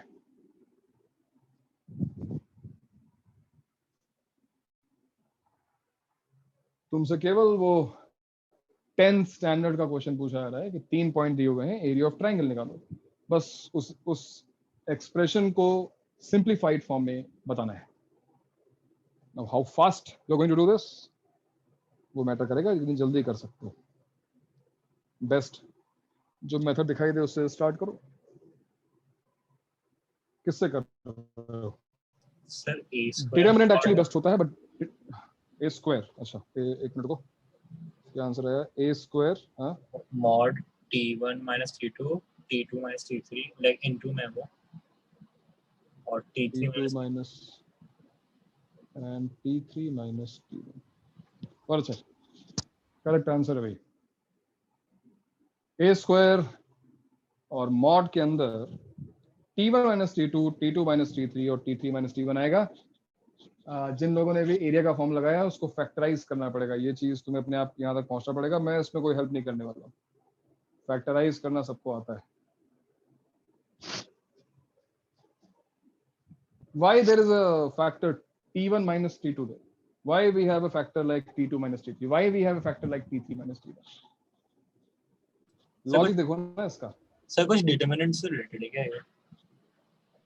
डिटरमिनेंट अगर तुम्हें प्रॉपर्टीज पता है तो डिटरमिनेंट से तुम डायरेक्टली यहाँ तक पहुंच सकते हो। हाँ सर, ये लाइक ऐसा सिमेट्रिक टाइप दिख रहा है। हाँ तो मैं ये, हाँ वो बात सही है। डिटरमिनेंट्स नहीं है, अलजेब्रा है, मतलब डिटरमिनेंट भी अलजेब्रा का ही पार्ट है। तो मैं ये कह रहा था कि T1 माइनस T2 यहाँ पे क्यों है? सिमेट्री तो है ही, वो सिमेट्री क्यों है?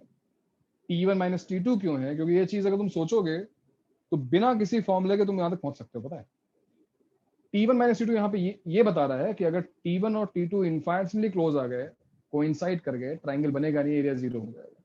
तो हर वो फैक्टर यहाँ पे होना चाहिए जो तुम्हें ये दिखाए कि T1 इक्वल टू T2 हुआ तो एरिया जीरो हो जाएगा, T2 इक्वल टू T3 हुआ तो एरिया जीरो हो जाएगा, T3 इक्वल टू T1 हुआ तो एरिया जीरो हो जाएगा। Why there is a symmetry among T1, T2, T3? Because irrespective of the choice कि कौन सा पॉइंट पहले लिया गया है, कौन सा पॉइंट बाद में लिया गया है, P को मैंने T1 लिया है, P को मैंने T3 लिया है, area is not going to change. Symmetry का मतलब क्या होता है कि आपने T1 T2 को इंटरचेंज कर दिया, आपने T2 T3 को इंटरचेंज कर दिया, आपने T1 T3 को इंटरचेंज कर दिया, उससे इस आंसर पे कोई फर्क नहीं पड़ना चाहिए, नहीं पड़ रहा। That is symmetry. तो ये सारे फैक्ट्स तुम ऑब्जर्व करते चलोगे ना, चलो एक बार को आंसर गेस नहीं कर पाओ लेकिन आंसर वेरीफाई तो कर लोगे कि हाँ मैंने जो लिखा है वो सही लिखा है। क्या सभी का एरिया आ गया? क्या सभी ने एरिया फाइंड कर लिया? क्या सभी को आंसर आ गया या किसी को तकलीफ है? कोई ऐसा है जो नहीं पहुंच पा रहा है इस स्टेप तक? ये रिजल्ट याद रखना है, आगे चल के काम में आने वाला है। और रिजल्ट याद करने में कोई दिक्कत होनी नहीं चाहिए क्योंकि बहुत ही सिमेट्रिकल सा आंसर है। बाहर ए स्क्वायर लिखा हुआ है और mod T1 minus T2, T2 minus T3 और T3 माइनस T1 आ रहा है। ठीक है, आगे बढ़े। किसी को कुछ पूछना है? कोई क्वेश्चन है किसी का? नहीं, चलो नेक्स्ट क्वेश्चन। Prove that. अब हालांकि ये जो क्वेश्चन है वो एक प्रॉपर्टी है, it's a geometrical property and it's a geometrical property which is common to all conic sections. लेकिन वो ज्योमेट्रिकल प्रॉपर्टीज में तुम्हें अलग से लिखवाऊंगा, वो अलग से हम करेंगे। ज्योमेट्री से मैक्सिमम ज्योमेट्री यूज करके उसको सॉल्व करने की कोशिश करेंगे। फिलहाल अलजेब्रा से इस क्वेश्चन को तुम्हें सॉल्व करना है, ज्योमेट्री नहीं सोचनी, don't worry. So prove that harmonic mean of segments of a focal chord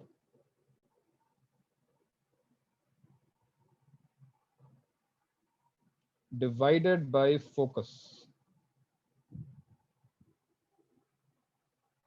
will be semi-latus rectum. मैंने देखो पैराबोला कहीं बोला नहीं, because this is going to be true for every conic. Her conic के लिए बात सही है। मैं तुम्हें एक्सप्लेन कर दूं मैं क्या बोलने की कोशिश कर रहा हूँ। If you draw parabola, now this parabola can be standard, general, कुछ भी होगा चलेगा। और अगर हमने यहाँ पर एक फोकल कॉर्ड बना दी, this is a focal chord PSQ, तो इसके जो दो सेगमेंट्स तुम्हें दिखाई दे रहे हैं, कौन कौन से? PS और SQ, ये दो सेगमेंट्स है ना। एक सेगमेंट है PS और दूसरा है SQ। इनका जो हार्मोनिक मीन होगा, इनका हार्मोनिक मीन क्या होगा बताओ ब्राह्मण, क्या होगा PS और SQ का हार्मोनिक मीन? ब्राह्मण ब्राह्मण है कि नहीं है? ब्राह्मण नहीं है आज। अच्छा चलो अनीश बताएगा। अनीश क्या होगा इनका हार्मोनिक मीन? PS और SQ का हार्मोनिक मीन क्या होगा? 2AB by A plus B. 2AB upon A plus B, तो 2PS into SQ divided by PS plus SQ, यही करो ना? हाँ सर। ठीक है। Now this is equal to the length of semi-latus rectum. क्या होगा भाई? 2A. Latus rectum की लेंथ क्या होती है? 4A, तो ये होगी 2A, which implies 2 कैंसिल कर दो, कुछ ऐसा। इसको तुम चाहो तो ऐसा लिख सकते हो, 1 by PS plus 1 by SQ is equal to 1 by A. Sir ये तो डायरेक्टली उससे आएगा ना, हमने जो पैरामीट्रिक फॉर्म से इक्वेशन से बनाई थी उससे डायरेक्टली आ जाएगा। तुम देख रहे हो कि यहाँ पर जो हमने पिछली बार, अभी मैं तुम्हें मेथड बताया लेंथ निकालने वाला, जो पैरामीट्रिक इक्वेशन यहाँ पे मैंने यूज की थी। Look at these two roots R1 R2, look at this question. R1 PS is R1, SQ is actually minus R2।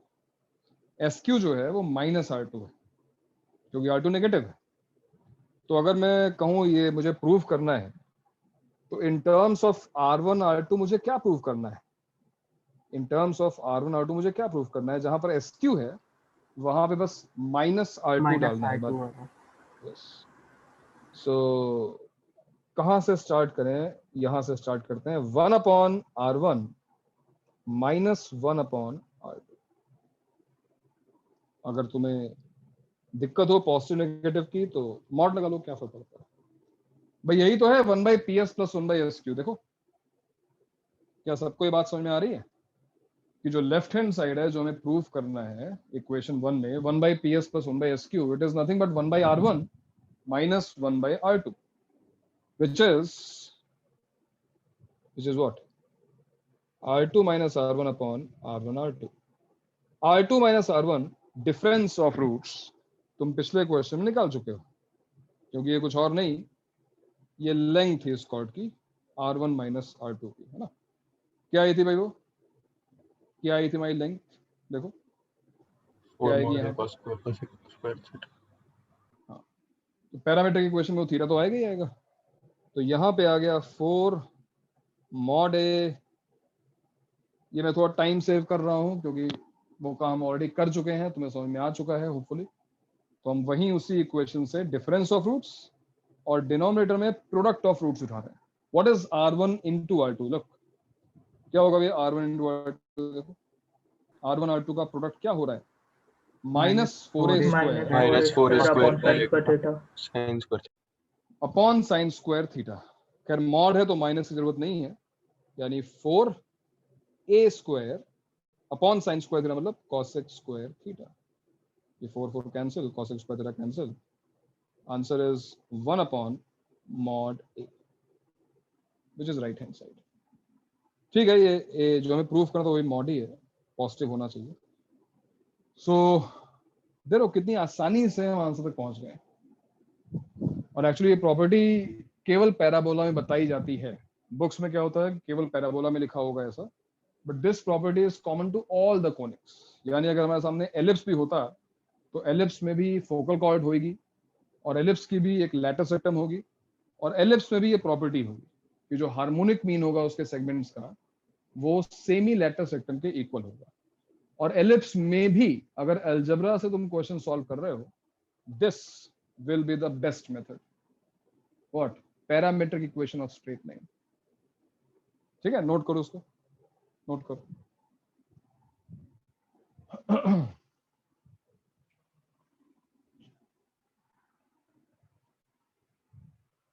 थोड़ा मुझे यार केयरलेस लग रहे हो तुम लोग हैं। ऐसा लग रहा है कि जो क्वेश्चन तुम पहले शायद 30-40 किया करते हो डेली, अब वो शायद डेली हो ही नहीं रहे। टच में लगते नहीं हो, क्लास में बैठते हो। जो भी रीजन हो, जल्दी से वापस थोड़ा सा एंथू के साथ आ जाओ वापस, क्योंकि ये बहुत इंपॉर्टेंट चैप्टर्स हैं। मेन के पर्सपेक्टिव से तो बहुत ही इंपॉर्टेंट है। अगर तुम कहीं ना कहीं टारगेट कर रहे हो कि हाँ मुझे रैंक लानी है 1000 के अंदर, 500 के अंदर, सबसे बड़ा फैक्टर मैथ्स है। सबसे डिफिकल्ट सेक्शन मैथ्स का होगा। उसके बाद मैथ्स में भी कोऑर्डिनेट ज्योमेट्री सबसे बड़ा फैक्टर है। यही डिफरेंस क्रिएट करेगी। मेन के क्वेश्चन जो भी ठीक ठाक लोग हैं, मेन के सारे क्वेश्चंस करते हैं। आउट ऑफ 300 में 300 लाते ही हैं लोग ना यार। लेकिन यहाँ पे मैटर क्या करता है कि कोऑर्डिनेट ज्योमेट्री में किसको वो शॉर्टकट्स पता है, किसको वो शॉर्ट मेथड्स पता है, तभी तो वो मैथ्स का सेक्शन कर पाएगा 1 घंटे में। अब मुझे ये क्वेश्चन दिया गया, मैं क्या कर रहा हूँ, लाइन की इक्वेशन लिख रहा हूँ, पी निकाल रहा हूँ, क्यू निकाल रहा हूँ, R1 निकाल रहा हूँ, R2 निकाल रहा हूँ डिस्टेंस फॉर्मूले से, फिर मैं इसको प्रूव कर रहा हूँ। तो वो बंदे को मैथ्स आती है, लेकिन उसको मैथ्स इतनी नहीं आती है कि वो 1 घंटे में मेन का सेक्शन कर पाए मैथ्स का। जैसा सामने टारगेट है, जैसा सामने हमारे सामने चैलेंज है, उसी हिसाब से खुद को मोल्ड करना पड़ता है यार। केवल जानना काफी नहीं है, बेस्ट मेथड्स को जानना जरूरी है कोऑर्डिनेट ज्योमेट्री में। कैलकुलस में ऐसे बेस्ट मेथड्स बहुत कम जगह पे मिलते हैं। कैलकुलस में जो मेथड है वो ऑलमोस्ट वही रहता है, लेकिन कोऑर्डिनेट ज्योमेट्री ऐसी चीज है जहाँ पे तुम डिफरेंस क्रिएट कर सकते हो। कुछ लोग जो मैथ्स में काफी अच्छे होते हैं वो सेक्शन को 45-50 मिनट्स में कर लेते हैं। तो ये डिफरेंस क्रिएट करेगा, बता रहा हूँ, मेन के पेपर में डिफरेंस क्रिएट करेगा। हाँ, एडवांस में भी करेगा अगर क्वेश्चन कोऑर्डिनेट करेगा, बट कोऑर्डिनेट इतना ज्यादा वेटेज नहीं होता है, बट मेन में बहुत होता है। उसमें कह रहा हूँ टच में आ जाओ यार। ये कैसे रिस्पॉन्ड करते हो? मैं पूछ रहा हूँ, कोई सोचते जा रहे हो, पता नहीं क्या बता रहे हो। पैरामीट्रिक इक्वेशन में आर भी क्लियर नहीं है आज तक।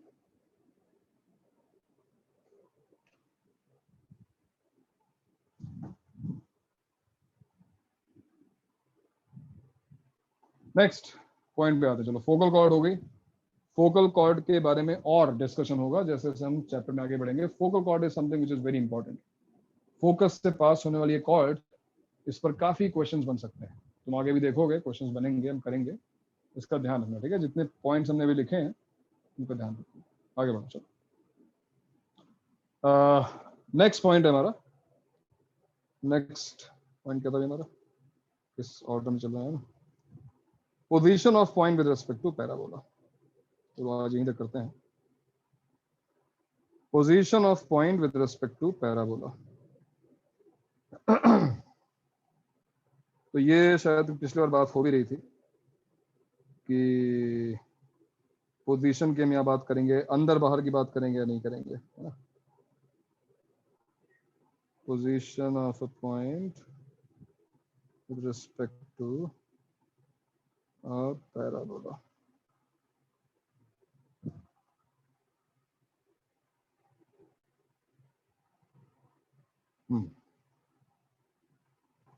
तो क्या था भाई position of a point with respect to parabola? इसका मतलब ये है, just like any other curve you draw parabola. Let's say ये स्टैंडर्ड पैराबोला में लेता हूँ, y square equals to 4ax. So this parabola will also divide our coordinate plane in two parts, है ना? जो ये दो points इसके ऊपर मैंने बनाए. If you look at point P and if you look at point Q, these 2 points are in 2 different regions which are created by this parabola. Parabola ने इस पूरे plane को 2 parts में divide कर दिया है. If you look at P and if you look at R, these 2 points are in the same region. Point Q is in the other region. अब पहले हम अंदर और बाहर की बात कर लेते हैं भाई. कौन सा रीजन या किस पॉइंट को बोला जाएगा that this point lies inside the parabola? Debatable है. कॉन्केविटी वाला पॉइंट. ठीक है. कॉन्केविटी फोकस कॉन्वेक्सिटी के बेस्ड, मतलब फोकस जहाँ पे फोकस है उसको हम क्या बोलेंगे? अंदर बोलेंगे उसको. इनसाइड द हाँ सर. हाँ सर. ओके. अंदर और बाहर की डेफिनेशन हमेशा एक ही याद रखना, और वो ये है कि किसी भी बाहर के पॉइंट से कोनिक पे टेंजेंट ड्रॉ की जा सकती है, किसी भी अंदर के पॉइंट से टेंजेंट ड्रॉ नहीं की जा सकती है. कभी कंफ्यूजन होगा ही नहीं. Can you draw tangent from P? क्या तुम पी से टेंजेंट ड्रॉ कर सकते हो? एक लाइन ड्रॉ कर सकते हो जो टच करने के लिए? नहीं कर सकते. लेकिन अगर तुम क्यू से ड्रॉ करो तो ऑब्वियसली तुम 2 टेंजेंट्स ड्रॉ कर पाओगे. तो this is outside. I don't know क्यों मतलब ये किसने किसी लिटरेचर वाले बना दिया होगा इनसाइड आउटसाइड, वरना कोई मतलब नहीं है. Parabola divides the plane in 2 parts. This is part 1, this is part. अभी अपनी अंडरस्टैंडिंग के लिए इनसाइड आउटसाइड जो भी तुम रखना चाहो रख लो, लेकिन कोई मतलब नहीं है इनसाइड बोलने का. ये अंदर है. अरे अंदर क्या है भाई? ये तो जा रहा है वैसे, अभी तो इन्फिनिटी कोई ना सर, इसलिए अंदर वाले इसलिए डाउट क्रिएट होता है. हाँ, तो इसलिए जब ये जो जब लिटरेचर वाले मैथ्स में घुस जाते हैं तो ऐसे डाउट्स, ऐसे एम्बिगुअस पॉइंट बना देते हैं. How is it helpful to know whether this point is inside और outside? I mean how this term is useful. मैं बोल रहा हूँ इनसाइड है. अरे क्या इनसाइड है भाई? तुम्हें इनसाइड का रेफरेंस देना है, तुम बोल दो कि in the same region where focus lies. इतना काफी नहीं है.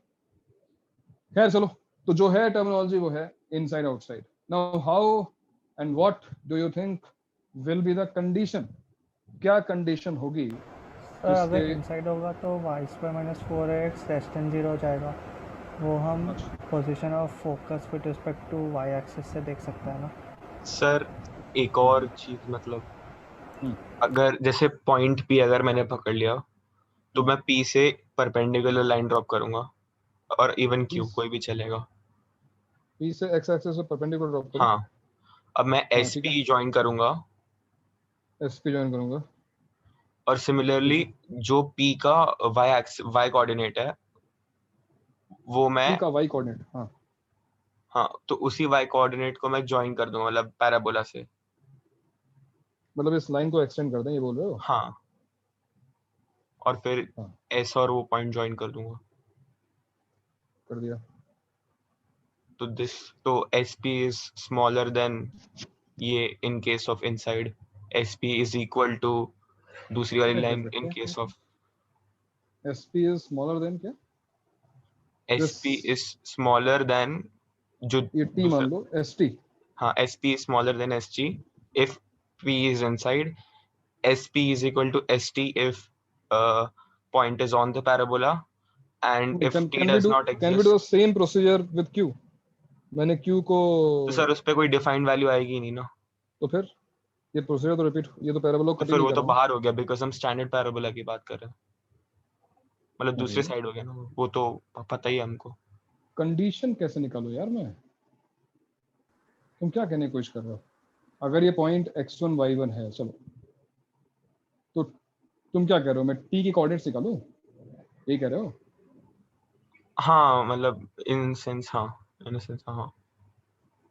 T की कोऑर्डिनेट्स क्या होंगे बताओ, तुम बताओ. सर y1 रहेगा, एक y1 रहेगा. हाँ, मतलब y कोऑर्डिनेट सेम रहेगा इसका. हाँ. अच्छा, मैंने ऐसे ही डिफाइन किया, मतलब करंटली फॉर दिस. तुम्हें क्यों लग रहा है कि y कोऑर्डिनेट सेम रहेगा अगर ये लाइन x एक्सिस से स्टैंडर्ड इक्वेशन है ना. अगर इसके कोऑर्डिनेट्स x1 y1 है तो T t का कोऑर्डिनेट्स क्या होंगे? x कोऑर्डिनेट क्या होगा t का? Sorry my bad sir x coordinate same रहेगा, वाई कोऑर्डिनेट तो ये x1 रहेगा और ये क्या हो जाएगा? पैराबोला पे है, चलो x1 डाल दो तो y कोऑर्डिनेट √4x1 √4x1 हो जाएगा। तुम करना फिर इसके बाद क्या करेंगे? आप क्या करें सर? अब ऐसे अब डिस्टेंस डिस्टेंस फॉर्म लगाएं और अगर इसको अगर उसका y कोऑर्डिनेट नॉन एग्जिस्टेंट है तो फिर वो आउटसाइड पैराबोला है। कुछ भी चल रहा है। नॉन एग्जिस्टेंट का क्या मतलब? वो पॉइंट को मिलेगा ही नहीं, तो फिर हाँ, आउटसाइड। तो कंडीशन जैसे अगर कंडीशन क्या आ रही है? -4a अरे ऐसा हो मेरे गया। भाई, यहाँ पे तुम्हें कोई पैराबोला बना के थोड़ी देगा कि बेटा खा लो उसको, रोटी बनी हुई है। तुम्हें पैराबोला की इक्वेशन दी जाएगी, तुम्हें एक पॉइंट दिया जाएगा, तुमसे पूछा जाएगा कि वो अंदर है कि बाहर है। अब तुम क्या पैराबोला पूरा ड्रॉ करोगे? तुम ड्रॉ कर लोगे, लोकेट कर लोगे, तुम्हें ये सब करने की जरूरत ही नहीं है। मुझे एक एल्जेब्रिक कंडीशन चाहिए। आज की डेट में अगर कोई पूछता है कि कोई पॉइंट सर्कल के अंदर है कि बाहर है, तो हमें सीधे पता है कि s1 less than 0, s1 greater than 0। इस तरह की कंडीशन जनरेट करनी है। ये क्या है? नॉन एग्जिस्टेंट है, एग्जिस्टेंट है, ये कैसे पता लगा नॉन एग्जिस्टेंट है? तुम्हें ड्रॉ करना पड़ेगा। जब तुम ड्रॉ ही कर लोगे पूरा डायग्राम तो किसी और चीज की जरूरत ही नहीं है फिर तो, है ना? तो आराम से। ये तो सही नहीं था, बिकॉज इसमें ये कंस्ट्रक्शन हमें क्या बता रहा है? नॉन एग्जिस्टेंट है मतलब वो लाइन अगर कट नहीं कर रही है। सही बात है, लाइन अगर कट नहीं कर रही है तो पॉइंट आउटसाइड है, बट हमें पता कैसे चलेगा लाइन कट कर रही है कि नहीं कर रही है? हम उसको पूरा कंस्ट्रक्ट भी ना करेंगे। सो what is the position of this point? पहले मैं इनसाइड आउटसाइड क्लियर करना था, वो हमने क्लियर कर लिया। Now we want to find a condition. Under what condition? Under what condition p x1 y1 will be inside, ये मैंने इनसाइड बता दिया है, inside the parabola y square equals to 4ax। ये क्वेश्चन सेम साइन वाला logic लगा सकते हैं? लगा सकते हैं। तो सेम y साइड सर हमारे पास साइड फोकस होगा, जो साइन दे रहा होगा वही नेगेटिव साइन साइड दे रहा है वो, और वही तो साइन वो भी देगा। पॉइंट p होगा वो भी नेगेटिव साइन देगा अगर इनसाइड है। बट ये बात अभी पैराबोला भी के तो लिए लाई कर हमने सकते प्रूव हैं। नहीं की। सर नेगेटिव ही पीछे लाई होगा। कर सकते? एक मिनट, पीछे प्रतीक्षा क्या बोल रही है? कौन सा, कहाँ पीछे लाई कर सकते हैं? कोई चीज पीछे नहीं, नीचे क्यों देखी? कहीं भी नीचे ऊपर कहीं भी हो। ये जो तुम्हें रीजन दिखाई दे रहा है, इस रीजन में जो भी पॉइंट्स आएंगे वो फोकस उन्हीं के साथ लाई कर रहा है ना। Focus and these points will lie in the same region, correct? Yes sir. Every boundary, every curve, चाहे वो लाइन हो, चाहे वो सर्कल हो, कोई भी कर्व हो, वो किसी प्लेन को दो पार्ट्स में डिवाइड करता है। इस पॉइंट को अगर तुम कर्व पे लोगे तो वो तुम्हें आंसर 0 देगा। अगर इधर वाला पॉइंट पॉजिटिव साइन दे रहा है तो उधर वाले पॉइंट को नेगेटिव देना ही पड़ेगा। तो इधर सारे पॉजिटिव हो जाएंगे और उधर सारे नेगेटिव हो जाएंगे। This is true for every curve. सही बात है, बट बात यह है कि ये चीज सर्कल में हमने प्रूव की, ये चीज हमने लाइन में प्रूव की, वैसे ही पैराबोला में भी हमको इसको प्रूव करना पड़ेगा। हम अज्यूम करके नहीं चल सकते हैं, ठीक है? हालांकि तुम्हारा आर्ग्यूमेंट बिल्कुल सही है कि अगर मैंने यहाँ पर रखा, मान लो ये पैराबोला की इक्वेशन ले ली, s equals to y square minus 4ax equals to 0, और यहाँ पे मैंने फोकस को रखा, चलो फोकस रखते हैं, -4a² आ जाएगा। फोकस अगर तुम रखोगे तो 0 माइनस 4a² नेगेटिव आ रहा है। तो हमको यहाँ से समझ में आ गया कि कोई भी पॉइंट जो अंदर होगा, कोई भी पॉइंट जो अंदर है उसको अगर हमने वाई स्क्वायर माइनस 4ax में डाला तो आंसर हमेशा नेगेटिव आएगा, यानी कि s1 लेस देन 0 होना चाहिए। बट ये एक ऑब्जर्वेशन है, ये मैथमेटिकल प्रूफ नहीं है, ठीक है ना? ये this is just an observation which is correct, but मुझे उसका प्रूफ चाहिए। तो अब सोचो और बताओ ये प्रूफ कैसे करोगे? आंसर तो बस सही बात है, आंसर यही है, y1 square minus 4ax1 less than 0। ये बात बिल्कुल सही है, लेकिन मुझे उसका प्रूफ चाहिए। अब इसका प्रूफ सोच के बताओ।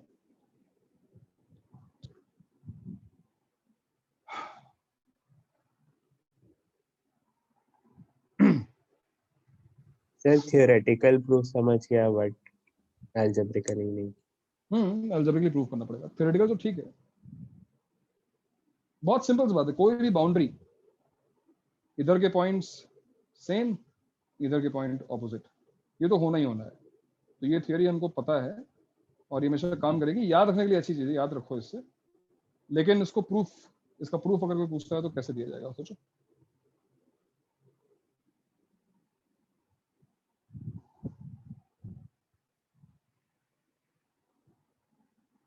सर ऐसा कर सकते हैं क्या, एक पॉइंट मान ले पैराबोला पे, अगर x1, y1 उसको ऊपर एक्सटेंड कर दिया x1, y2 तक।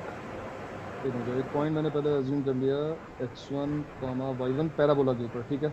अब क्या करना है सर उसको पसा मतलब y एक्सिस करना, सर ऊपर एक्सटेंड कर दिया एक पॉइंट x1, y2 जो बाहर होगा पैराबोला के ऊपर ले जाओ उसको ना, ऊपर ले जाएं। तो तुम बाहर वाले पॉइंट के लिए प्रूफ करना चाहते हो सर? तो उसमें सर ऐसा हो सकता है ना, y2 ग्रेटर देन y1, और y1 मुझे इक्वेशन से पता है वो 4ax1 √4ax1, तो y2 square greater than 4a। ये पॉइंट मैंने क्यों अज्यूम कर लिया, उसका जो x1 y2 है। अब बताओ सर क्या करो सर? तो y2 ग्रेटर देन y1 है सर, तो उसमें फिर y2 ग्रेटर देन √4ax1 फिर स्क्वायर करके कर देंगे तो वही आ जाएगा जो ऊपर। बट क्या ये जो प्रूफ है, इट कवर्स एवरी पॉसिबिलिटी, सब कुछ कवर कर रहा है ये?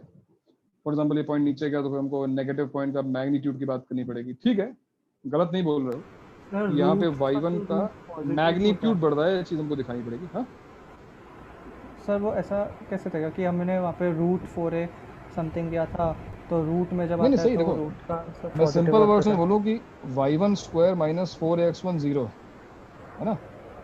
नाउ y2 का मॉड, y2 का मैग्नीट्यूड y1 से बड़ा है, करेक्ट।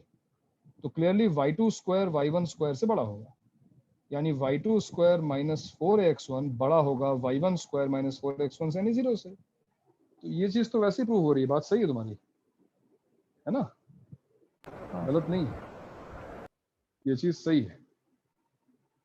तो थोड़ा सा और कन्विंसिंग इसको बनाने का काम करना है। और भाई और कुछ सोच पा रहे कोई? हाँ, और कोई तरीका?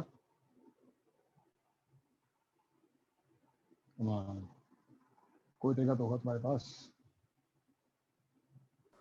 सर पता नहीं क्यों डिस्क्रिमिनेंट आ रही है इसको देख के, y square minus 4a type discriminant याद आ रहा है। अच्छा, उससे मैं तुम्हें दिखाता हूँ। शौनक, तुम जो तरीका बताने की कोशिश कर रहे थे उसमें पॉइंट यहाँ पे है, एक पॉइंट यहाँ पे है, उसको मैंने टी लिया था। सर अगर एक और ऐसा करें, मतलब वही नहीं, x कोऑर्डिनेट पे y निकालें, दो सॉल्यूशन आया, ये तो पॉइंट हमने टी लिया क्यों है? ये लगभग वैसा ही सोल्यूशन है जो उसने बताया अभी। यहाँ पे अगर मैंने डायरेक्ट्रिक्स बनाई, ये पॉइंट हमने क्यों लिया है? बिकॉज ये पैराबोला के ऊपर है। पैराबोला के ऊपर होने का मतलब है कि पैराबोला की जो भी प्रॉपर्टी है ज्योमेट्रिकल या अलजेब्रिक सेटिस्फाई करता है। टीएस टीएम से कंपेयर करेंगे। हाँ, फॉर एग्जांपल टीएस जो है वो टीएम के इक्वल है ना। TS is equal to TM, ये हमको पता है। Now if you look at TS and if you look at TN, तो इस कंस्ट्रक्शन से ये चीज क्लियर है कि जो पीएन है वो टीएम के इक्वल है, ये दोनों लेंथ आपस में इक्वल है। और कंस्ट्रक्शन से ये भी क्लियर है कि जो पीएस है, जो पीएस होगा वो टीएस से छोटा है, छोटा होगा। पीएस टीएस से छोटा है, ऑब्ट्यूज एंगल बन रहा है, सबसे बड़ा एंगल के अपोजिट साइड है ना। तो अगर पीएस टीएस से छोटा है और पीएन टीएम के इक्वल है, तो क्या रिलेशन हुआ पीएस और पीएन का? Clearly PS is less than N, और PS less than PN, it's like distance from point, distance from focus is less than distance from directrix, अगर तुम्हें याद हो y square equal to 4x हमने derive but कैसे not किया था? Possible. Equality से। नॉट पॉसिबल क्या होता है? हाँ सर, अगर होगा तो फिर पॉइंट पैराबोला। अंदर लाई करेगा। हाँ, तो इससे तुम अगर आगे बढ़ोगे तो तुम्हें ये रिजल्ट मिलेगा y1 square less than 4ax1। But एक बार फिर हम कंस्ट्रक्शन बेस्ड प्रूफ की बात कर रहे हैं, एक पर्टिकुलर प्रूफ की बात कर रहे हैं। ये भी कोई, ये प्रूफ गलत नहीं है, ये लेकिन ये प्रूफ बहुत अच्छा नहीं माना जाएगा। अब जो इसका बेस्ट प्रूफ है वो क्या है? वो वही प्रूफ है जो मैंने तुम्हें स्ट्रेट लाइन से बताया था, जो तुम रिकॉल नहीं कर पा रहे हो, कि if I join S to P, if point P lies inside, then I have to extend this line further to make sure that it cuts the parabola. लेकिन अगर ये पॉइंट बाहर होता, सपोज कोई पॉइंट बाहर है R, और मैंने अगर फोकस से उसको ज्वाइन किया होता, तो ये देखो पॉइंट ऑफ इंटरसेक्शन इसके बीच में मिल जाता है। क्या किसी को प्रूफ समझ में आया? कैसे प्रूफ करेंगे y1 square less than 4x1 या ग्रेटर देन 4x1? क्या करेंगे? अगला स्टेप क्या होगा हमारा? सेक्शन पैरामेट्रिक का section R1 R2 use. Section formula. तुम इस पॉइंट Q के कोऑर्डिनेट्स निकालो अगर सेक्शन फॉर्मूले से। भाई दिखाऊं क्या पूरा प्रूफ? नहीं सर, m नहीं और सर, n नेगेटिव आ जाएगा एक हाँ, case. Correct. Let Q divides PS in m by n ratio. तो हम इसको अगर x1 y1 बोल रहे हैं तो हमें Q के कोऑर्डिनेट्स मिल सकते हैं ना सेक्शन फॉर्मूले से? तो भाई मिल सकते हैं ना? जहाँ पे मैंने अज्यूम किया है कि PQ by SQ is m by n। क्या हो जाएगा भाई? और निकाल लो, इधर m है और उधर n है। क्या आएगा? am plus nx1 divided by m plus n, और 0 m into 0 plus n into y1 upon m plus n। अब इस पॉइंट में स्पेशल क्या है? ये पॉइंट पैराबोला के ऊपर है। तो अगर ये पैराबोला के ऊपर है, so Q satisfies y square is equal to 4x, यानी कि n square y1 square upon m plus n whole square is equal to 4a am plus nx1 divided by m plus n cancel कर दो। क्या मिल जाएगा भाई इससे हमको? यहाँ पर हमको यहाँ से कुछ ऐसा मिलेगा, n square y1 square is equal to 4a am plus nx1 into m plus n। यहाँ तक पहुँचने के बाद क्या हो रहा है देखो ना, चलो इसको सिंप्लीफाई करते हैं। क्या मिल रहा है हमको? n square y1 square is equal to 4 a square m square plus 4a square mn plus 4a mn x1 and plus 4a n square x1। So यहाँ पर सेकेंड डिग्री की एक इक्वेशन को मिल रही है। जरा m स्क्वायर की terms देखो, m स्क्वायर की केवल एक ही टर्म है ना, n स्क्वायर की दो टर्म्स है, और फिर mn की यहाँ पर ये दो टर्म्स है। तो अगर एक क्वाड्रेटिक जैसी इक्वेशन फॉर्म करने की मैं कोशिश करूँ, 4a स्क्वायर m स्क्वायर, ठीक है, प्लस ये mn वाली टर्म देखो, 4a स्क्वायर mn और 4a mn x1। तो क्या कॉमन है इसमें? 4a mn कॉमन ले लो, क्या बचेगा? a प्लस x1 है ना। यहाँ पे क्या आएगा? n square common, 4a x1 minus y1 square is equal to 0। तो अगर मैं इसको n स्क्वायर से डिवाइड कर दूं, मान लो चलो n स्क्वायर से डिवाइड कर दूं, तो सबको दिख रहा है कि यहाँ पर एक क्वाड्रेटिक बन गई, m by n whole square plus 4a m by n into a plus x1 और plus n square into 4a x1 minus y1 square equal to. Sir n square से डिवाइड किया ना?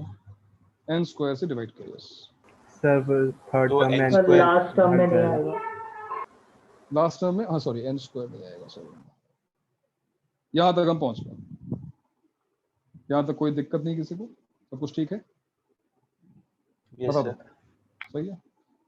अब तुमने भी क्या ऑब्जर्व किया था? तुमने ये ऑब्जर्व किया था कि अगर ये पॉइंट इनसाइड है, if point P is inside the parabola, then Q will divide yes externally yes, और अगर ये पॉइंट आउटसाइड है तो internally. So if it is outside, चलो हमने इनसाइड का तो एक प्रूफ देख ही लिया, आउटसाइड का देख लेते हैं. If R is outside, if R is outside, क्या बोल सकते हैं भाई? M by N क्या होगा? Negative. No. If R is outside, M by N will be positive. हाँ गलती कर रहा हूँ. अगर पॉइंट आउटसाइड है और मैंने फोकस से इसको ज्वाइन किया तो जो इंटरसेक्शन होगा वो तो लाइन पे ही होगा ना यार, एक्सटेंड लाइन पे थोड़ी ना हो रहा है. उस केस में M by N पॉजिटिव होगा. तो भाई Yes, समझ में यस सर. पॉजिटिव होना चाहिए. अब बताओ अगर M by N पॉजिटिव है तो क्या? ठीक है, M by N पॉजिटिव, अब क्या करें?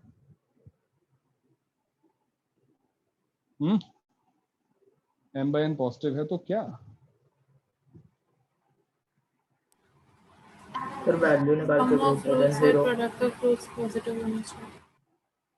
यहाँ पर दो आंसर्स क्यों आ रहे हैं? Why are we getting a quadratic? Quadratic हमें क्यों मिल रही है यहाँ पर?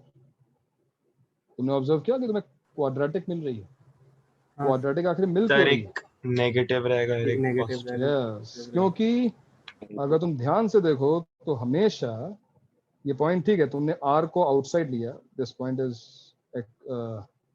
इस बार ये x1 y1 है एक्चुअली, लेकिन अगर तुम इसको ऐसे ज्वाइन करोगे तो एक पॉइंट अगर यहाँ मिलेगा तो एक पॉइंट देखो बाहर भी तो मिलेगा. अगर तुम इसको एक्सटेंड बाहर ले जाओ तो यहाँ भी तो एक पॉइंट मिल सकता है ना, है कि नहीं? अगर ये पॉइंट इनसाइड होता, चलो मैं डायग्राम फिर बना के दिखाता हूँ. अगर तुमने पॉइंट इनसाइड लिया है, मान लो ये पॉइंट P इनसाइड, मैंने इसको ज्वाइन कर दिया, अब दोनों ही तरफ मुझे एक्सटेंड करना पड़ेगा, चाहे इधर एक्सटेंड करो चाहे इधर एक्सटेंड करो. यानी दोनों ही points, let's say Q and Q dash, दोनों ही पॉइंट्स एक्सटर्नली डिवाइड करेंगे PS को. लेकिन अगर ये पॉइंट आउटसाइड है, if this point is outside, ऐसे यहाँ पर है, मान लो P यहाँ पर है, तो एक पॉइंट तो इंटरनली डिवाइड करेगा लेकिन दूसरा पॉइंट एक्सटर्नली डिवाइड करेगा. So that's why you're getting a quadratic, because इसका मतलब एक M by N की वैल्यू पॉजिटिव आएगी और दूसरे M by N की वैल्यू, अगर आउटसाइड बात कर रहे हैं, एक पॉजिटिव आएगी दूसरी नेगेटिव आएगी. इसका मतलब if R is outside, ये ना लिख के तुम लिखोगे product of roots must be negative. बताओ, मेक सेंस भाई? एक M by N पॉजिटिव होगा, एक M by N पॉजिटिव होगा और दूसरा M by N नेगेटिव होगा. इस केस में अगर ये आउटसाइड है तो देखो 4ax1 minus y1 square is less than 0, which implies y1 square minus 4ax1 is greater than 0. So if point is outside, ये हमारा प्योर अलजेब्रिक प्रूफ है जिसमें किसी कंस्ट्रक्शन की कोई जरूरत नहीं है. और आगे से ध्यान रखना कि कोई भी अगर पूछता है कि किसी भी चैप्टर में कि प्रूफ बताओ कि क्या प्रूफ है कि position of point with respect to parabola है, एलिप्स है, हाइपरबोला है, कुछ भी, तो क्यों ये लेस देन 0 है, क्यों ये ग्रेटर देन 0 है, प्रूफ बताओ, तो ये प्रूफ सबसे अच्छा प्रूफ है क्योंकि उसमें कुछ इमेजिन नहीं किया, कुछ अज्यूम नहीं किया. हालांकि प्रूफ ऊपर वाला भी करेक्ट था, शॉर्ट था, बट ये बेटर है बिकॉज जनरलाइज है, हर चीज में काम करेगा. सबको ये प्रूफ समझ में आया? बात सबको समझ में आई? यस. Yes.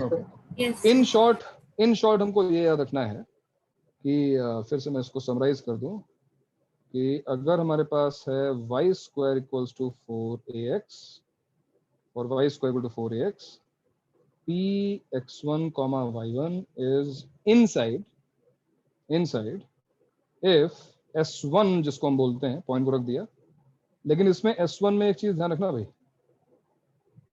क्योंकि किस टर्म को किधर ले जा रहे हैं, हम इसको 4ax माइनस y स्क्वायर भी लिख सकते हैं. इसका ध्यान रखना कि जो स्क्वायर वाली टर्म है उसको हमने पॉजिटिव रखा हुआ है और यहाँ पे जो लीनियर टर्म है उसको हमने नेगेटिव रखा हुआ है, वाई स्क्वायर माइनस 4x बोल रहे हैं, ठीक है। So it is inside if it is less than 0।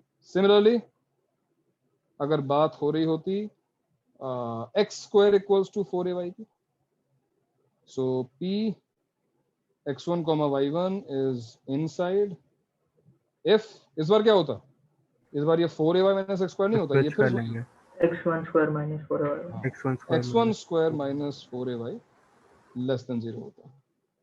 और सबसे अच्छी बात ये होगी कि हम स्टैंडर्ड जनरलाइज्ड फॉर्म की बात करें, यानी बात करें इस इक्वेशन की, अगर for ax square plus 2hxy plus by square plus, अगर ये इक्वेशन एक पैराबोला रिप्रेजेंट कर रही है तो inside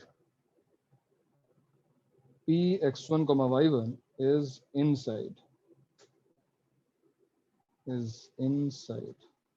if it is inside if what, तो पता है कि first three terms will always form a perfect square, first three terms will always form a perfect square, याद है ना, लास्ट सेशन डिस्कस किया था ना। yes sir सो हम हाँ, तो ये जो इक्वेशन बनेगी कुछ कैसी equation, assuming a is positive, b is positive, root ax plus या माइनस जो भी है, root by whole square and minus ये जो भी इक्वल टू 0 है, इस इक्वेशन को हम s इक्वल टू 0 अगर बोलें देन s1 लेस देन 0, तो जो परफेक्ट स्क्वायर वाली टर्म है उसका कोएफिशिएंट पॉजिटिव रखना पड़ेगा, तब ये लेस देन 0 वाली चीज सही है, अदरवाइज उल्टा हो जाएगा इस बात को मानना। अब ये भी एक सही बात है कि कभी भी जनरल इक्वेशन तुम्हें दी नहीं जाएगी, स्टैंडर्ड इक्वेशन का रिजल्ट ऑब्वियस है, सिंपल है, square. So this is position of a point with respect to a parabola. अब इस पर तुम्हें पता है कि क्वेश्चन अगर बनेगा तो इनइक्वालिटी सॉल्व करने वाला क्वेश्चन बनेगा, और एक क्वेश्चन भी कर लेते हैं इस पर, और आज इतना ही रखते हैं, नोट कर लो उसको जरा, इतना पॉइंट। आपने ये जो जनरल इक्वेशन में किसका कोएफिशिएंट पॉजिटिव बोला, ये जो परफेक्ट स्क्वायर बनना है इसका, मतलब कहने का ये है कि अगर तुम्हें मिलता है x plus y whole square तो बाहर -2 ना लिखा हो, इसको पॉजिटिव होना चाहिए, ये नेगेटिव नहीं होना चाहिए, ठीक है।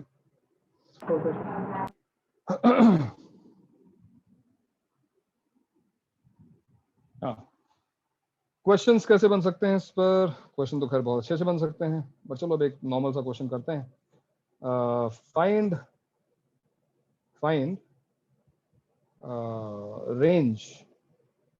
range of alpha for which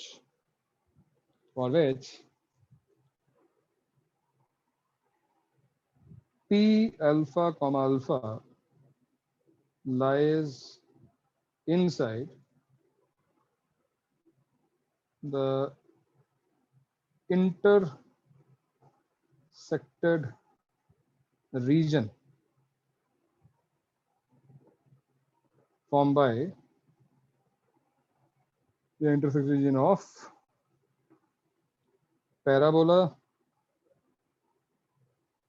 y square equal to 4x and circle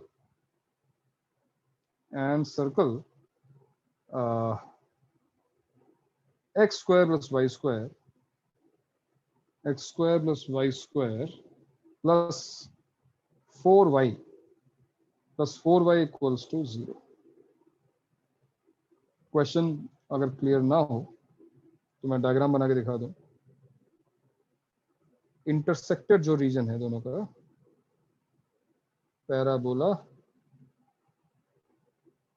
ये रहा y square equal to 4x, circle कैसा सर्कल है भाई, इसका सेंटर कहां पर है, इसका सेंटर 0, -2। तो ये सर्कल जब तुम बनाओगे